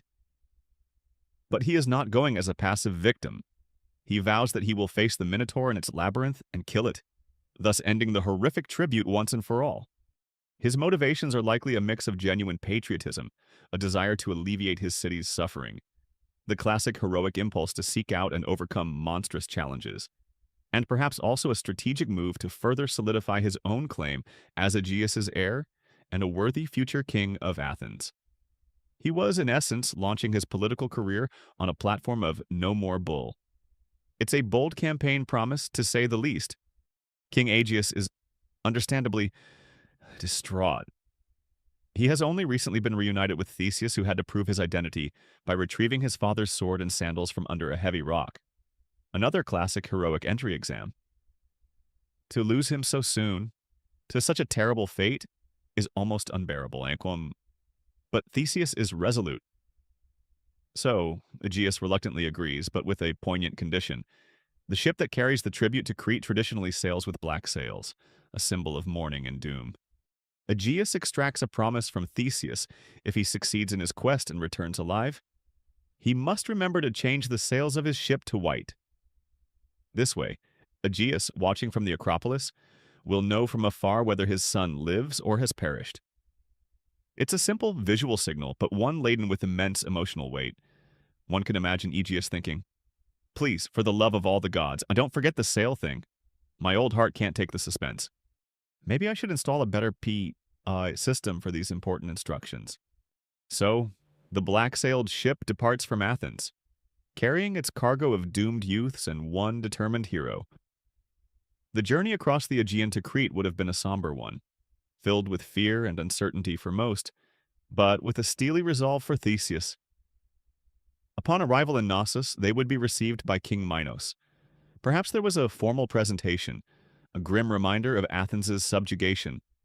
Minos might have regarded Theseus with a mixture of scorn, another arrogant young Athenian doomed to fail, and perhaps a flicker of unease. This one seemed different, more confident, and his reputation for roadside ruffian removal might have preceded him. Theseus is a disruptor, an agent of change in a system that has become horrifyingly routine. He isn't just another name on the Minotaur's guest list. He is actively campaigning against the established order, challenging the very foundation of Minos' power over Athens and the central, if horrific, role of the Minotaur in Cretan statecraft. The unofficial mayor of the labyrinth is about to face his first serious electoral challenge, and the polls are looking surprisingly heroic. A quirky or fringe tidbit from some ancient sources or scholarly interpretations is that Theseus's voyage to Crete might have been viewed by some Athenians not just as a desperate heroic mission, but also as part of a broader, nascent political or even military challenge from Athens to the established Cretan naval supremacy in the Aegean. The tribute itself, in this light, could be seen as a metaphor for other forms of political or economic subjugation that Athens was beginning to resist. Theseus, then, becomes a symbol of Athenian defiance and emerging power. Whether the character of Theseus in myth represents a single historical figure from the Bronze Age, a composite of several different local heroes or chieftains, or a purely legendary founder-hero figure created or greatly embellished later, to bolster Athenian prestige and provide a heroic lineage for its kings and civic identity, is a long-standing and complex debate among classicists and archaeologists. The lines between myth and history are particularly blurry when it comes to founder heroes like Theseus. As Theseus steps onto Cretan soil, taking in his first impressions of the magnificent, if somewhat unsettling, Palace of Knossos, he is also, perhaps distantly aware of another key player in this unfolding drama, a princess of Crete who is growing increasingly weary of the dark secret at the heart of her home. The hero has arrived, the stage is set, and the campaign to unseat the monstrous mayor of Crete is about to gain a crucial, if unexpected, ally from within City Hall itself. The political climate in Knossos is about to get very complicated, and possibly quite stringy. Theseus, the determined young hero from Athens, yet has arrived on Crete, a volunteer for the grim tribute, yet with a secret vow to end the Minotaur's reign of terror. He and his fellow Athenian youths are likely being held, awaiting their dreadful fate, perhaps in some guarded chambers within or near the sprawling palace of Knossos. It is here, in this atmosphere of impending doom and heroic resolve, that a crucial encounter takes place, one that will shift the odds and provide the key to navigating the unnavigable. Princess Ariadne, daughter of King Minos and Queen Pasiphae, and half-sister to the monstrous mayor in the labyrinth, sees the noble Athenian prince and her life, and the fate of many is about to change. Why does Ariadne decide to help Theseus? The most common reason given in the myths is that she falls head over heels in love with him at first sight. He is young, handsome, heroic, a stark contrast to the grim realities of her father's court and the monstrous secret it harbors. This instantaneous, powerful attraction is a classic mythological trope, often driving characters to actions that defy loyalty to family and country. But perhaps there was more to it than just a sudden infatuation. Ariadne, as we've considered, would have grown up under the shadow of the labyrinth and the horror of the Athenian tribute. She might have felt a deep sense of shame for her family's role in this ongoing tragedy, a growing weariness with the fear and secrecy that permeated Knossos, and a profound pity for the innocent victims.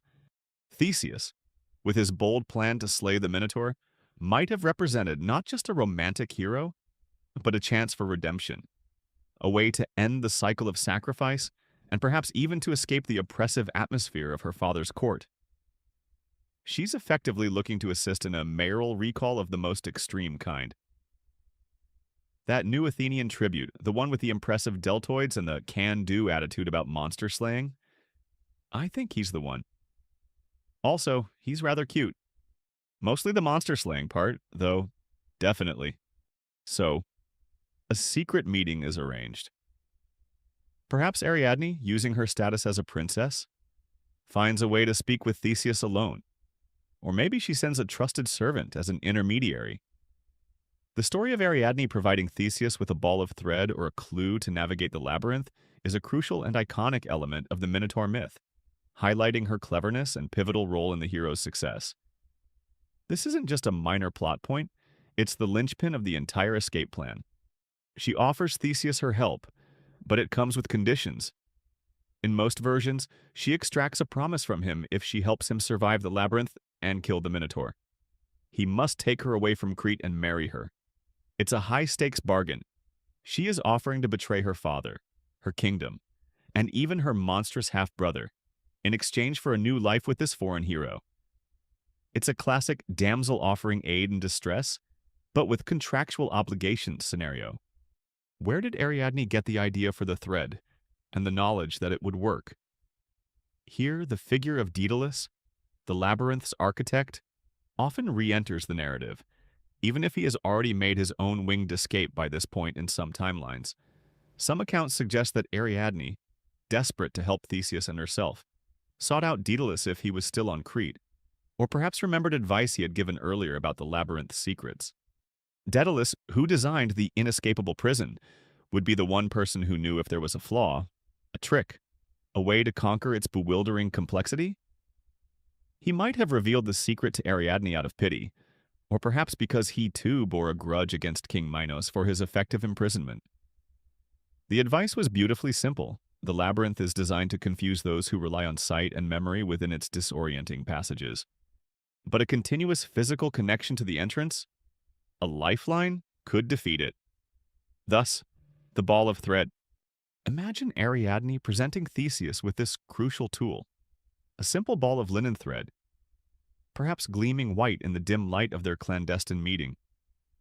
She would instruct him to tie one end of the thread to the lintel or doorpost at the very entrance of the labyrinth. Then, as he ventures deeper into the winding corridors, he is to let the thread unroll behind him, playing it out like a guideline. No matter how many twists, turns, or dead ends he encounters, no matter how disoriented he becomes in the darkness, that slender thread will always mark his path, a tangible connection back to the world of light and hope. To return, he simply needs to gather the thread, following it back to its source.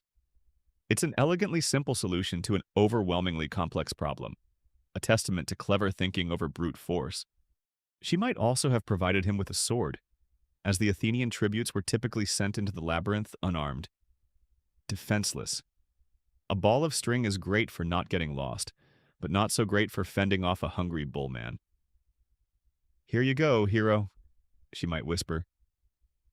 One sword for the pointy end of the problem, and this ball of high-quality Cretan linen thread, guaranteed not to snag. Follow it out, and don't forget our little arrangement about the wedding and the getting me off this rock part. The plotting of this mayoral removal would have been fraught with danger. Secrecy was paramount. If King Minos discovered his daughter's treachery, her fate would likely be dire. She was risking everything. Her actions are not just those of a love-struck girl. They are acts of rebellion against a tyrannical system, a system personified by her father and maintained by the horror in the labyrinth. She is actively working to dismantle the very structures of power and fear that have defined her world. A quirky or fringe tidbit is that the very word clue, an old word for a ball of thread or yarn, has, because of this myth, entered the English language as our modern word clue, meaning a piece of evidence or information used in solving a mystery or problem. Ariadne's ball of thread wasn't just a physical guide, it was the clue to solving the seemingly unsolvable puzzle of the labyrinth. That's a pretty impressive linguistic legacy for a simple household item. The motivations for Ariadne's betrayal of her father and homeland, whether driven primarily by romantic love for Theseus, as many romantic versions emphasize, a desperate desire for escape from the oppressive atmosphere of Crete and her dysfunctional family, a deep moral objection to the human sacrifices and the cruelty of her father's regime, or a complex combination of all these factors, are interpreted differently by various ancient authors and modern scholars. Some see her as a tragic romantic heroine, others as a pragmatic political agent, and some even as a priestess fulfilling a divine will or a preordained prophecy. Her character is rich with ambiguity, making her one of the most fascinating figures in the myth. For now, the plan is in motion. Theseus has the means to survive the maze, and Ariadne has his promise. The fate of the Minotaur, the unofficial mayor who has ruled through terror from his dark office, now hangs by a literal thread. The upcoming recall election in the depths of the labyrinth promises to be a truly climactic event, with the future of Athens, Crete, and our principal characters hanging in the balance. The moment of grim reckoning has arrived on Crete. The black-sailed ship from Athens has delivered its latest tribute of 14 terrified youths, and among them walks Prince Theseus, armed not only with his native courage but also with Princess Ariadne's secret aids, a sharp sword, and that all-important ball of linen thread. King Minos, oblivious to his daughter's betrayal, likely presides over whatever somber ceremony or pronouncement accompanies the dispatch of these victims into the labyrinth. The heavy stone door to Daedalus's bewildering creation groans open, revealing a dark, uninviting maw, one by one, or perhaps as a group. The Athenians are ushered inside, and the door thuds shut behind them, plunging them into a world of shadow, silence, and palpable dread.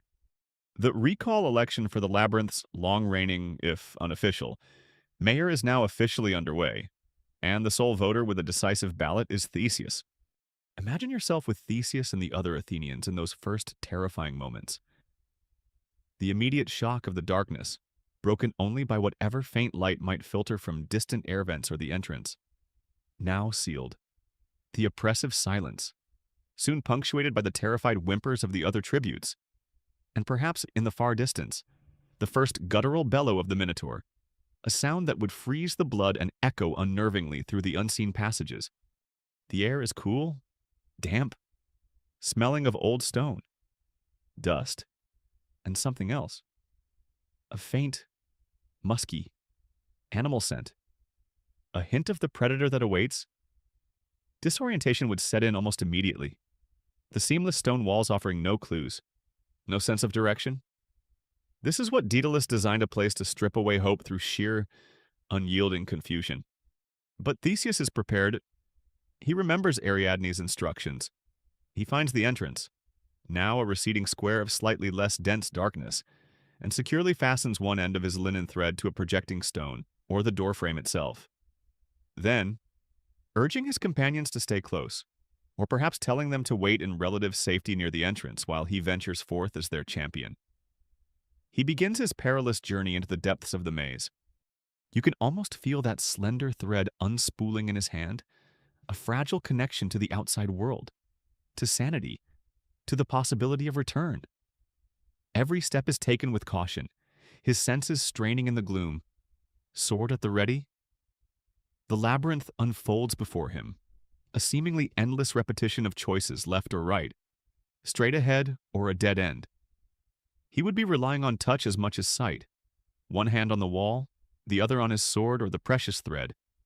The boring part of this heroism is the sheer, methodical patience it would require, the mental fortitude to keep going when every instinct screams that you are hopelessly lost. No GPS here, just ancient Greek persistence and a ball of string. Okay, he might mutter.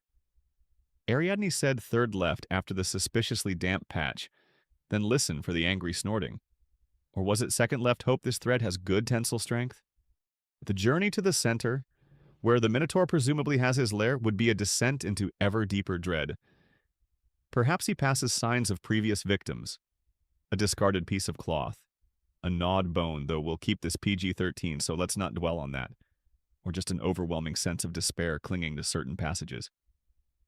The distant bellows of the Minotaur grow louder, closer, accompanied by the heavy thud of hooves.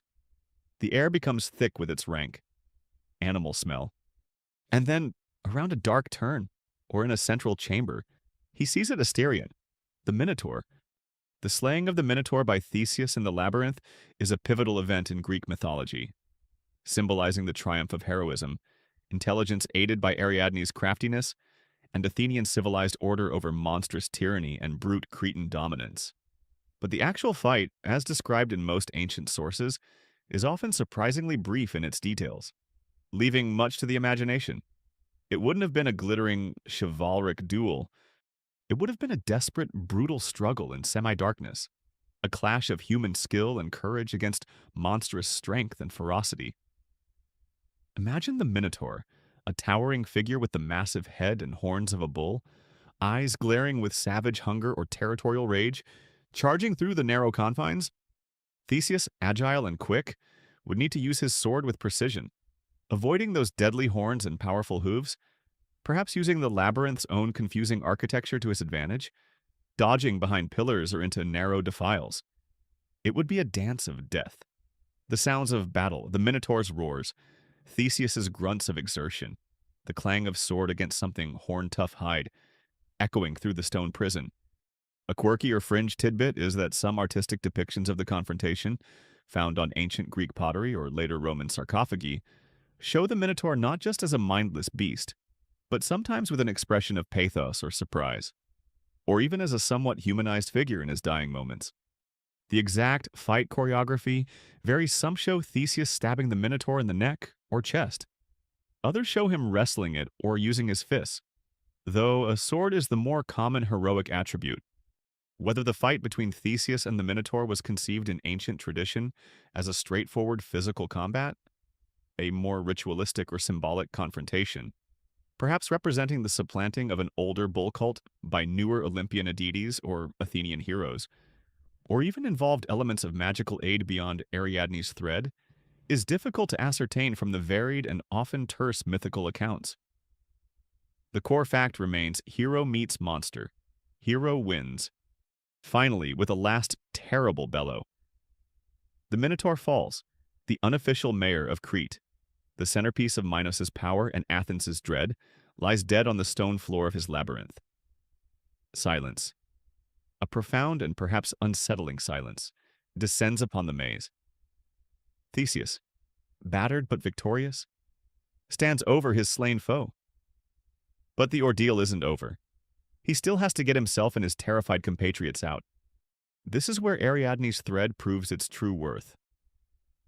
Gripping it tightly, Theseus begins the slow process of retracing his steps, carefully winding the thread back towards its source.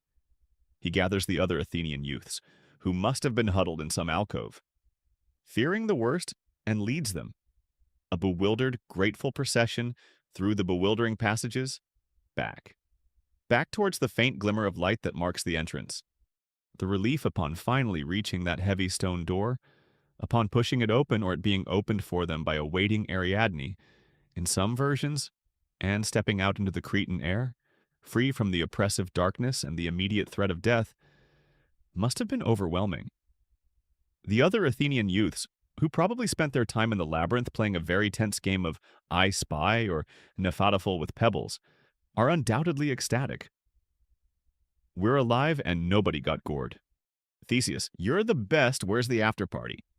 The recall election has been decided. The monstrous incumbent has been definitively removed from office. The labyrinth, for the first time in many years, is empty of its primary resident. The balance of power in the Aegean is about to shift, and the consequences of this single act of heroism and a princess's courageous betrayal will ripple outwards from the now silent center of Crete's dark heart. The Minotaur, the fearsome, bull-headed mayor of the labyrinth, lies slain in the heart of his shadowy domain, a victim of Theseus's heroism and Ariadne's cunning. The victorious hero, guided by that indispensable ball of thread, has led his fellow Athenian youths out of the bewildering maze and back into the Cretan daylight, blinking against a sun they perhaps thought they'd never see again. The immediate terror is over. But what happens next? The death of such a significant, if monstrous, figure, one so deeply entwined with King Minos's power and Cretan identity, cannot fail to have profound consequences. A power vacuum of sorts has been created at the very center of Minos's carefully constructed system of control and dread.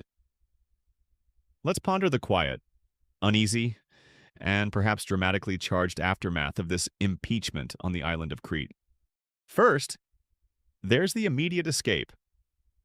Theseus knows that King Minos will be incandescent with rage once he discovers what has happened, his monstrous stepson killed. The Athenian tribute defied, and, most gallingly, his own daughter Ariadne, complicit in the hero's success. There is no time to lose. According to most accounts, Theseus, Ariadne, who, remember, had extracted a promise of marriage and rescue, and the other surviving Athenian youths make a hasty retreat to their ship, setting sail from Crete as quickly as possible. Before Minos can rally his forces or block their departure, some versions of the myth even have them sabotaging the Cretan fleet before they leave, drilling holes in the ships to prevent pursuit, a clever, if rather unheroic, bit of practical strategy. They are fugitives now, carrying not just the glory of defeating a monster, but also the weight of a princess's betrayal and a king's certain vengeance. What of Ariadne? Her story takes a famously poignant and debated turn. After escaping Crete with Theseus, she is, in most traditions, abandoned by him on the island of Naxos or Dia, as it's sometimes called. Why Theseus would leave the woman who saved his life, and to whom he had promised marriage, this is a source of endless mythological speculation. Was he ordered to do so by a god, perhaps Dionysus, who then conveniently finds Ariadne and makes her his divine consort? Did he simply have a change of heart, his heroic mission accomplished, his political expediency now outweighing his romantic obligation? Or was Ariadne perhaps pining for Crete, making her an unwilling companion? Whatever the reason, it's a rather shabby way to treat the person who provided the clue to your success. This abandonment, while a separate tragedy, is a direct consequence of the events in the labyrinth. Her decision to help Theseus remove the mayor ultimately leads to her own exile and heartbreak, at least temporarily before Dionysus steps in with a divine upgrade. Back in Knossos, King Minos discovers the truth. Imagine his fury. The labyrinth, his ultimate symbol of control and contained horror, has been breached. The Minotaur, the living embodiment of his shame and his power, is dead. The Athenian tribute, a cornerstone of his foreign policy and a constant humiliation for a rival power, is effectively ended, and his own daughter, Ariadne, has betrayed him for a foreign hero. This is a multi-layered disaster for Minos. His authority is challenged, his family is further fractured, and his reputation as an unassailable, all-powerful ruler is severely dented. Historically, the decline of Minoan civilization and Cretan sea power occurred gradually from around 1450 BCE, with various complex factors contributing, including possible Mycenaean invasions or influence from mainland Greece, internal strife, the eruption of Thera Santorini causing widespread disruption, and perhaps environmental changes. The myth of Theseus and the Minotaur, particularly the hero's victory and escape, can be seen as a legendary, Athens-centric echo or symbolic representation of this broader power shift in the Aegean, with mainland Greek powers, especially Athens, beginning to assert themselves against an aging Cretan dominance. What is the immediate impact on Crete itself? The labyrinth, that marvel of Daedalus's genius, now stands empty, its purpose nullified. What does Minos do with it? Does he have it sealed up, hoping to erase the memory of his shame? Does it simply fall into disrepair, a haunted, shunned place, or does it remain a chilling monument to what once was? a tourist attraction for the morbidly curious, if any dared. The myths don't usually detail its fate with much clarity. The central mayoral office is vacant, its terrifying occupant gone. The silence from within its walls must have been almost as unsettling as the previous bellows. The end of the Athenian tribute would have significant political repercussions. For Athens, it's a moment of liberation, a restoration of honor, and a huge boost to the prestige of their hero. Theseus. For Crete, it's a loss of a key instrument of foreign policy and a clear sign of waning power. How do the Cretan nobles and the general populace react? Is there relief that the monstrous presence and the grim ritual of the tribute are over? Or is there fear? Fear of Minos's wrath now being turned inward? Or fear that without the terrifying reputation the Minotaur provided? Crete itself is more vulnerable. The power vacuum left by the Minotaur isn't just about an empty maze. It's about a shift in the psychological landscape of Crete and its place in the Aegean world. Does Minos attempt to find a new unofficial mayor, a new source of fear and control? Or does this event mark the beginning of a more profound decline in his own authority and the island's dominance? A quirky or fringe tidbit is that in some less common or later versions of the myth, King Minos actually blames Daedalus for the Minotaur's death and Theseus's escape, arguing that the labyrinth, if truly inescapable, should have held the hero as well. This then becomes the motivation for Minos imprisoning Daedalus and Icarus within the labyrinth itself, rather than just detaining them on Crete generally, which in turn directly leads to their famous winged escape. This reorders the timeline somewhat, but keeps Daedalus central to Minos's frustrations, and highlights the king's desire to find a scapegoat for the failure of his containment strategy. The degree to which the mythological downfall of King Minos's personal power and Cretan regional dominance following the death of the Minotaur accurately reflects or symbolizes specific, datable historical events or processes in late Bronze Age. Crete is a subject of continuous debate and re-evaluation by archaeologists, historians, and mythographers. The myths operate on their own timeline and with their own logic, but they often capture a sense of broader historical shifts. The mayor is gone, and City Hall at Knossos is in turmoil. The quiet, uneasy aftermath is a breeding ground for further legends and, perhaps, for the slow unraveling of an era. Minos's famous pursuit of Daedalus, which leads to the king's own rather undignified death in Sicily, boiled in his bath by the daughters of King Cocalus, who were protecting Daedalus, can be seen as the final, desperate act of a ruler whose power, once absolute, has been irrevocably broken by the events that began with a broken vow to Poseidon and the birth of a bull-headed boy. The vacancy at the center of the labyrinth echoes a growing vacancy at the center of Cretan power itself.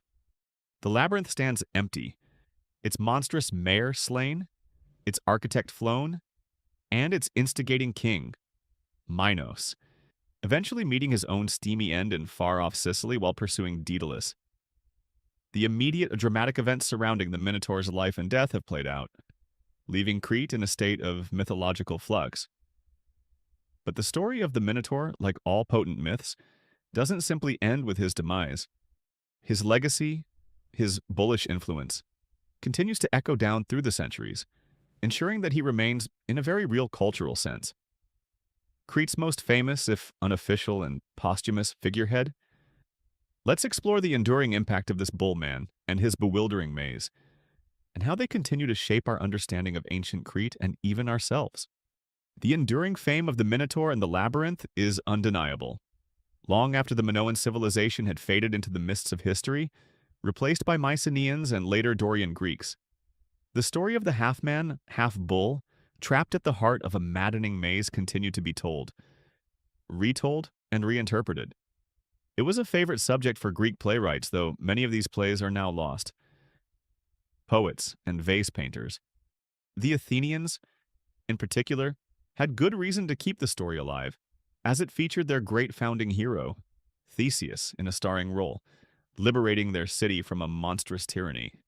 It became a cornerstone of Athenian heroic legend, a testament to their courage and ingenuity. Later, Roman authors like Ovid and Virgil would pick up the tale, ensuring its transmission into the broader Western literary tradition. The myth of the Minotaur and the labyrinth has had a profound and lasting impact on Western art, literature, and psychology, inspiring countless reinterpretations and becoming an enduring symbol of complex themes that resonate even today. What is it about this particular myth that gives it such staying power? Part of it is undoubtedly the compelling characters and the dramatic narrative, but beyond that, the Minotaur and the labyrinth tap into some very deep symbolic veins. The Minotaur himself has been interpreted in countless ways as the embodiment of humanity's bestial nature, the monster within that must be confronted, as a symbol of repressed desires or the id, as the other, the terrifying unknown that lurks beyond the bounds of civilized society, as a tragic victim of divine wrath and unnatural birth, more to be pitied than reviled a more modern take, or simply as the ultimate symbol of monstrous appetite and brute force. His hybrid nature, half human and half bull, makes him a particularly potent figure, blurring the lines between man and beast, reason and instinct. The labyrinth, too, is a symbol of immense power and multivalence. On one level, it's a physical prison of inescapable complexity, but it has also come to represent the subconscious mind, the confusing and often frightening journey of self-discovery, a path of initiation where one must confront the monster at the center to achieve enlightenment or integration. Walking a labyrinth pattern, a unicursal path rather than a multicursal maze, became a meditative or spiritual practice in some later traditions, a journey to a sacred center and back out again.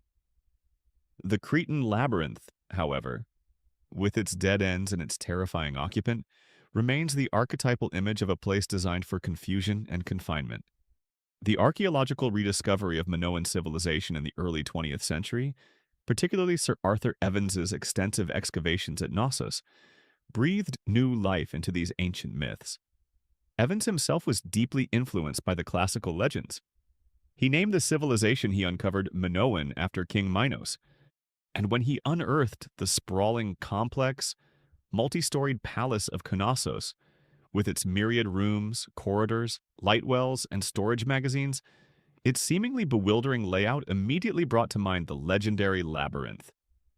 While there's no archaeological evidence for a literal maze designed to hold a monster beneath Knossos, the palace itself is so intricate that it's easy to see how it could have inspired or become conflated with the myth. Furthermore, the pervasive bull imagery in Minoan art, the bull-leaping frescoes, bullhead Rhyton's ritual vessels, bull horns as sacred symbols, the horns of consecration, seemed to provide a tangible link to the Minotaur story. Evans's interpretations, while sometimes overly romantic or speculative by modern archaeological standards, powerfully cemented the connection between the excavated Bronze Age reality of Crete and its enduring mythological narrative. Even today, modern Crete's identity is inextricably linked with the myth of Minos, the Minotaur, and the labyrinth. These are potent symbols used in tourism, art, and local branding. Visitors flock to Knossos, their imaginations fired by these ancient tales. The unofficial mayor of myth still presides over the island's cultural and imaginative landscape, drawing curiosity and wonder. His story, however grim, has given Crete a unique and unforgettable place in the world's mythological heritage. He's probably the only mythic city official whose main qualification was his ability to get people hopelessly lost before eating them. Not a great model for civic leadership, but undeniably memorable. Reflecting on the boring history aspects that we've explored, the plausible details of life in the labyrinth, the logistics of the tribute, the political maneuvering of Minos, the very human emotions of Ariadne, these are often what give the fantastic elements of the myth their strange and compelling power. By grounding the monstrous and the heroic in a world that feels, in its details, somewhat relatable, the myth becomes more than just a fantastical tale. It becomes a deeper exploration of power, shame, love, betrayal, and the human struggle against both external monsters and internal demons. A quirky or fringe tidbit is that in some modern esoteric or psychological interpretations, the labyrinth is seen not as a prison for an external monster, but as a symbolic map of an inner journey. The Minotaur at the center isn't a literal bullman, but represents a core aspect of the self, perhaps a shadow aspect, a primal fear, or a source of untapped power that must be confronted, understood, and integrated for personal growth? Walking the labyrinth, in this view, becomes a meditative path to self-knowledge. It's a fascinating reimagining of the ancient terror into a tool for modern introspection. Whether the enduring power of the Minotaur myth lies more in its potential distant reflection of Bronze Age historical realities, like Cretan thalassocracy or bull cults, its potent psychological symbolism that speaks to timeless human anxieties and archetypes, or simply its dramatic narrative appeal as constructed and embellished by later Greek storytellers, continues to be a rich area for literary, cultural, and psychoanalytic analysis. It's a story that refuses to stay quietly in the past. The Minotaur's mayorship over Crete was defined by darkness, fear, sacrifice, and the hidden coercive power of a monstrous secret. It was a reign of terror conducted from the most exclusive and inescapable of civic offices. Yet, it is this very uniqueness, this blend of the all-too-human failings of kings and gods with the terrifyingly inhuman nature of the beast, that has ensured the Minotaur's enduring, if bullish, legacy as Crete's most famous, most mythic, and most perennially fascinating civic figurehead. The Knossos gift shops are probably still doing a roaring trade in Minotaur plushies, a slightly less terrifying way to remember the island's most formidable resident. And so, our winding journey through the labyrinth of Cretan myth, in the company of its most famous and fearsome unofficial mayor, gently comes to an end. We've explored the sunlit palaces and shadowy corridors, witnessed divine anger and human ingenuity, felt the thrill of heroic endeavor and the pang of tragic love. The Minotaur, born of a broken vow and a queen's cursed desire, confined to a maze of unparalleled complexity, his existence shaping the destiny of kingdoms, has finally met his end. Yet his story continues to echo. As the image of that bull-headed figure fades from your mind, and the intricate passages of the labyrinth dissolve into the quiet darkness of your room, allow yourself to drift away from the ancient world, the struggles of Minos, the plight of Pasiphae, the courage of Theseus, the conflicted heart of Ariadne, and the monstrous solitude of Asterion. These are tales of a time long past, now transforming into the soft fabric of dreams. There are no more bellowing roars to decipher, no more treacherous mazes to navigate, only the smooth and peaceful descent into sleep. Let the gentle cadence of this ancient story become a soothing rhythm, guiding your breath to slow, your muscles to relax, your mind to quiet. The dramas of gods and heroes, of monsters and maidens, can now rest, their power and poignancy absorbed. You are safe, you are comfortable, and the world outside, with all its own complexities, can wait until morning. For now, there is only this moment of serene stillness, this gentle letting go. May your own dreams be free of mazes, and may your rest be deep and profoundly peaceful, carrying you refreshed to a new dawn. Sweet dreams.